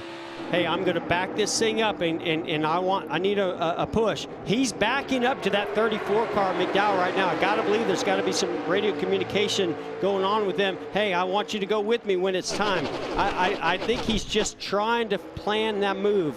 Where do I want the momentum? Can I get that run off of turn 2 down the back straightaway? Here's Keselowski's radio. Coleman Presley, the spotter. I thought I seen the 3 stand out the window. Just watch it. Yeah, and I believe that behind him, 9 still stacked up to the 18, trying to build runs. I was going to say, 3's doing the you're same right. thing. Brad is very good at that, but I think the run's going to establish behind him with this 3 car, the 9 car, or even further back. You know Denny Hamlin's wanting to get to the front, and he's got help back there as well. And if I'm Brad Keselowski or Michael McDowell, as soon as that 3 car, I don't know if Michael McDowell can do it, but as soon as that 3 car jumps out of line, I'm jumping right down in front of him. And going back to what you said earlier, what you like about Joey Logano and being in the lead. I like Joey Logano's position in the lead because of the company he has behind him. When that line gets established, whoever it may be, one of those guys behind him, one of his allies is going to have to pull down and block that run and try to attempt their win at the Daytona 500. And when they do, he's still got allies behind him. If he pulls down and blocks that, he has options where he's at with the company he has behind him. At the end of the last stage, when the Chevys made their move, Michael McDowell moved right down in front of them and gained positions. The Chevys will not be content to ride behind these Fords to the finish, and that's coming in 4 laps. And look how hard the 3 car can push Michael McDowell in front of him. He's got plenty of speed. Yes. And he's just pushing. He's pushing him, hoping that Michael McDowell wants to step out and make that move here early. He's forcing him, just saying, come on, man, go ahead, or I'm going to just keep pushing your rear bumper as hard as I can. And Austin Dillon's already proved that he can do it. He's won this race before. Now the Toyotas, Kyle Busch and Denny Hamlin, have just 1 car between them. That is Kyle Larson. Can the 2 Toyotas get together and make something happen in these final 3 laps? Yes.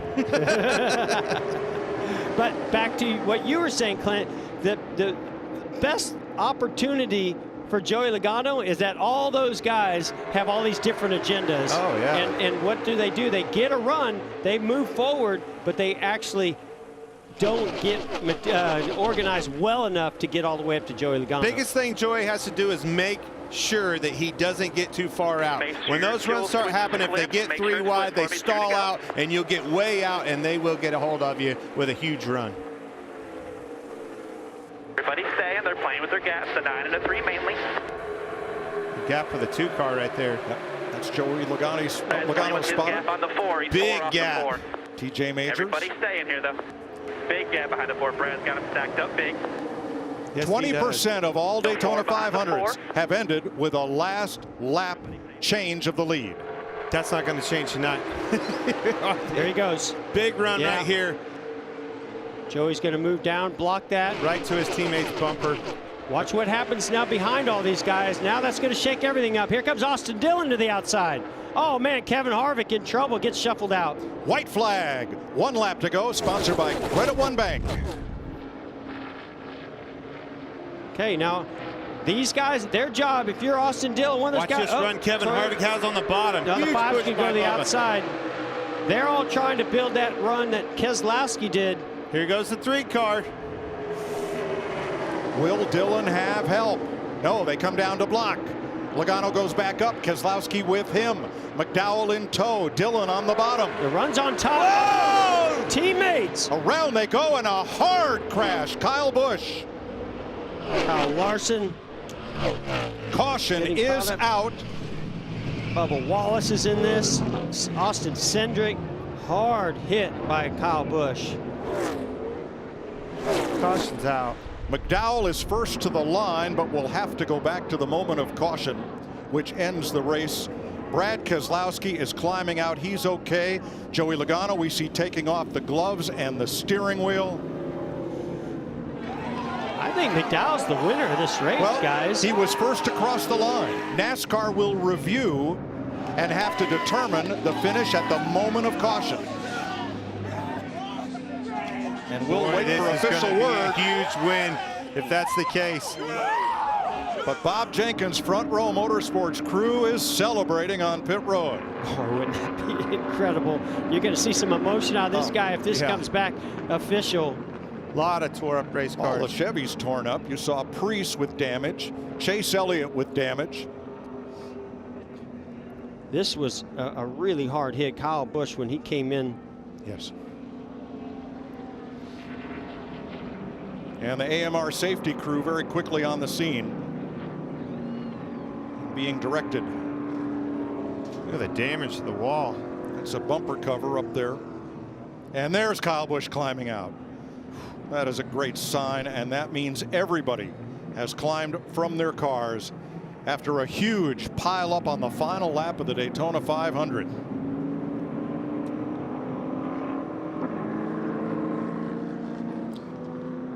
NASCAR is still reviewing video footage because when they hit the caution light, that time stamps all video to determine the order of finish at the moment of caution. Huge run, went for it. Joey was obviously had to block. The question is, where did that caution come out? Chase Elliott pulls ahead of Michael McDowell. Oh, look at the run he got right there, though. McDowell, the run on the outside with a little help from Hamlin. All right, we know the caution was out there. We saw some caution lights where Michael McDowell and the 3 of Austin Dillon pulled ahead of Chase Elliott. And Michael McDowell from Glendale, Arizona, for Bob Jenkins' Front Row Motorsports, has won the Daytona 500. How about that? Man. That's a huge win for Michael McDowell and that team. Doesn't get any bigger than this. And a huge crash for everybody else.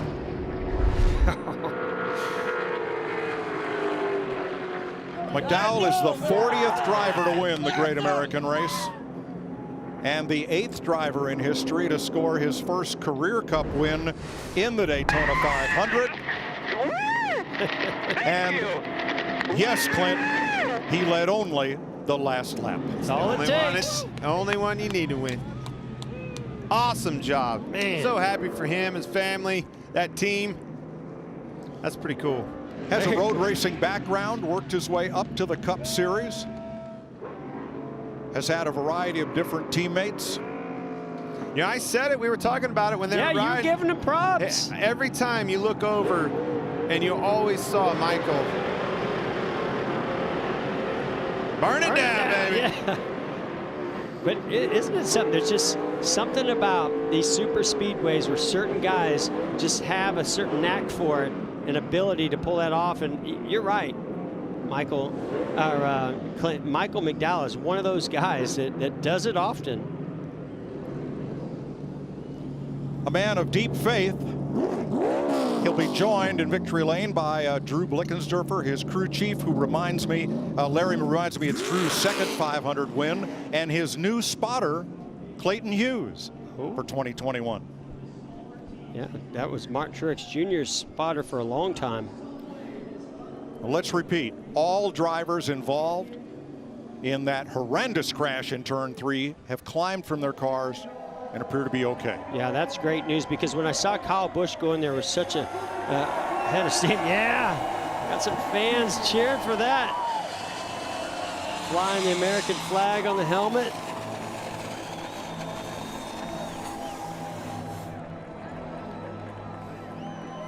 Chase Elliott second, Austin Dillon third. Kevin Harvick, Denny Hamlin trying to three-peat, completes the top 5 unofficially. Ross Chastain is 6th. Ryan Preece, Jamie McMurray 8th. Corey LaJoie, Kyle Larson, your top 10.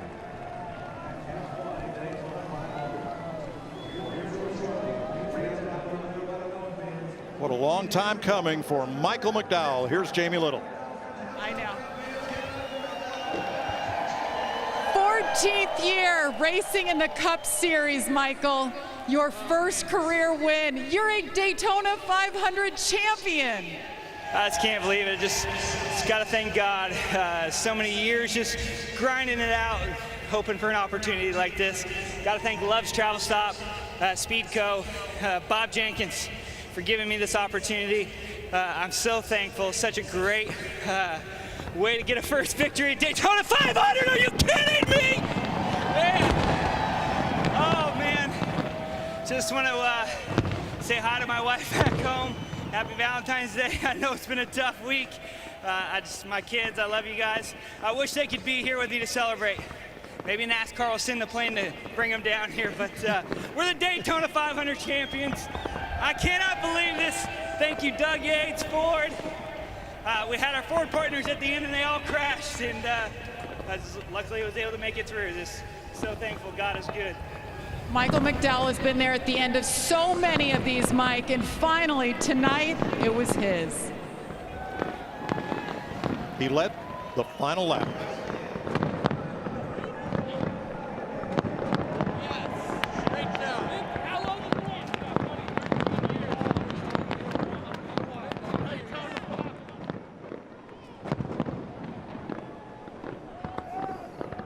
Well, Chase Elliott watching the celebration on our screen right next to him there.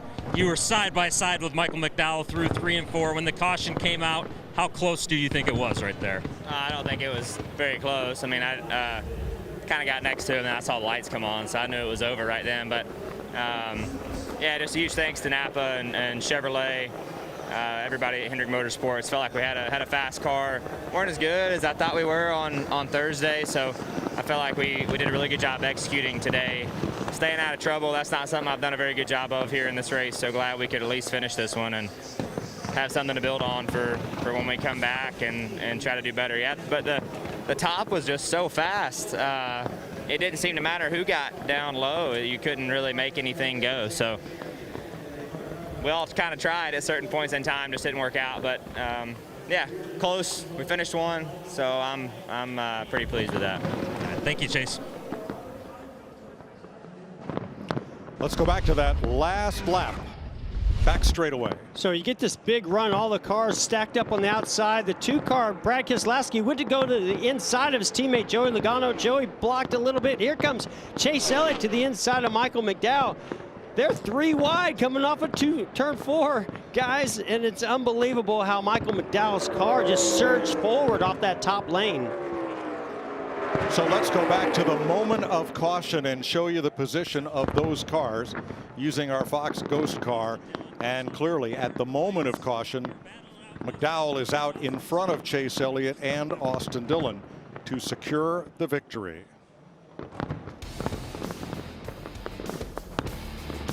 The big one on the final lap in the final corner of the Daytona 500. Michael McDowell emerges with the victory.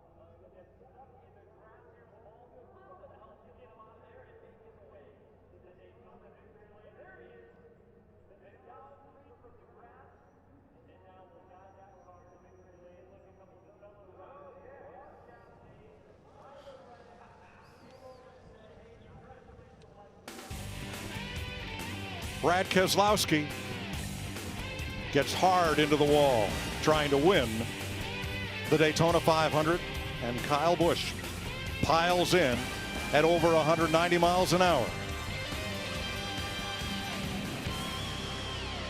Let's join Vince Welch.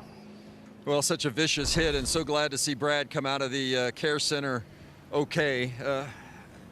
What happened? How do you explain what went on Had a there? big run down the backstretch. Want to make the pass to win the Daytona 500, and it ended up really bad. I don't feel like I made a mistake, but I can't drive everybody else's car, so frustrating. The discount tire Ford was not the fastest, but Jeremy Bowen's whole team did a great job of keeping us in position. And right then, we were in position. It's exactly where I want to be, running second on the last lap at Daytona with this package, and had to run, made the move, and it didn't work out. Thanks, Brad. It's the only one he hasn't won, Mike. He has been so close so many times. It's the one big one that he hasn't gotten, and you could see the frustration not getting it tonight. Keselowski will be scored 13th. And I agree with Brad. I think he did everything right. He got the big push. He went to make the move. He's got so much momentum. There's nothing more that he could do. And I think Joey Logano didn't make an abrupt move. He just tried to slowly slow down that momentum, and they made contact. And in hindsight, when you look at it now that you've seen the wreck and know what happened, well, he wrecked his teammate. That's not the case. He was going for the biggest race of his career. He hasn't won this Daytona 500. Let's ride with the Toyota onboard camera and Bubba Wallace.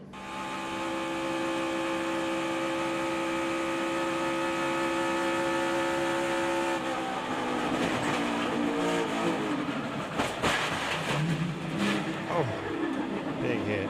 I love what I saw out of Bubba Wallace's decision making there, though. He let those guys race, right? He wasn't in it at that moment, right? He already had his issue, and he knew he couldn't help his teammates out anymore at that point. He pulls down low, let these guys go by. Unfortunately, he still gets caught up in that big wreck. Showing a little damage from the lap 14 incident. There's McDowell's car in victory lane. Here's Regan Smith. Fourth place finish tonight for Kevin Harvick. Kevin, you're in position at the end there, and things just didn't quite pan out. Yeah, you know, everybody, Brad laid way back there and got a run on the inside. And then at that point, when it scatters, you hope that you get a push or you can wind up in the right spot. And I just wound up in a spot that finished fourth. So, great Busch Light Ford Mustang all night. We were able to position ourselves up front. Kind of a weird race, the way it all would single file out, and then you kind of scatter there a lap or two at the end and see where it all played out. Thanks, Kevin.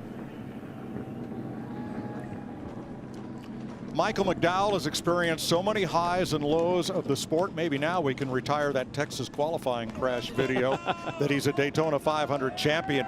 He had a top ride with a factory team, lost it, ended up with a start and park team to keep his name alive and be visible in this sport, and then found a home with Front Row Motorsports. And here he is, a Daytona 500 champion.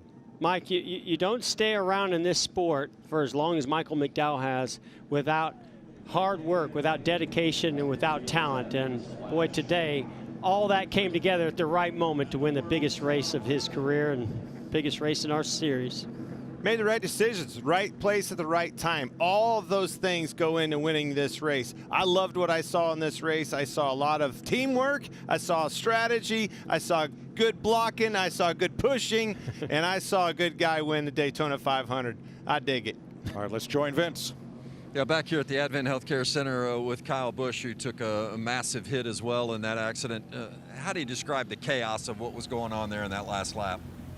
Just that. I mean, it's to be expected, you know, just a matter of time before it all kind of breaks loose and whatever happens, happens here. I saw a window to the outside, and then all of a sudden I had the 2-car on my hood. So, I don't know. You know, I felt like those guys were going to get bogged down on the bottom, so I was trying to shoot for the top and get a run around the outside of them. That's typically where everybody was going all night long, and hopefully get a run off of 4 and just at least try to shoot for a top 5. We were too far back, I think, to make anything happen for a win, but got clobbered a few good times there, obviously, and just fortunate that I'm all good. And, you know, our M&M's Camry will, well, that one won't live on to see another day, but hopefully we'll be back here next week and and have a better go around and on the road course and get back after it. Yeah, glad to see you're okay. Thanks, Kyle.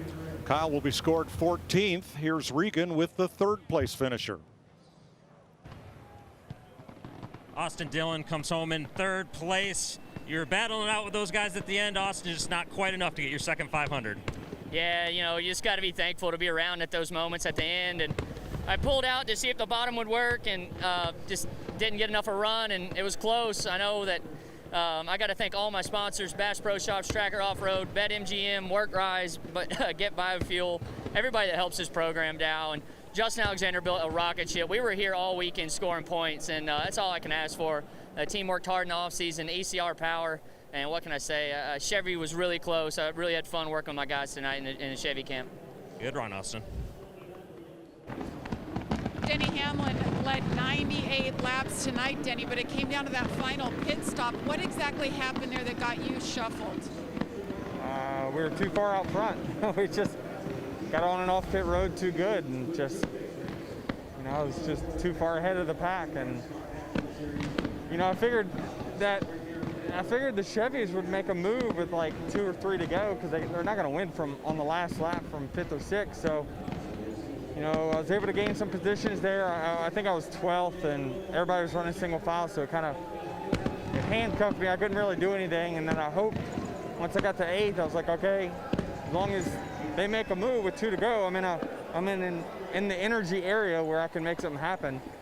And all we could get to was, you know, top 5 there. But dominant car. I mean, just a dominant car. Just it's one of those things where you execute too good, and just got freight train there. Denny Hamlin brings it home 4th.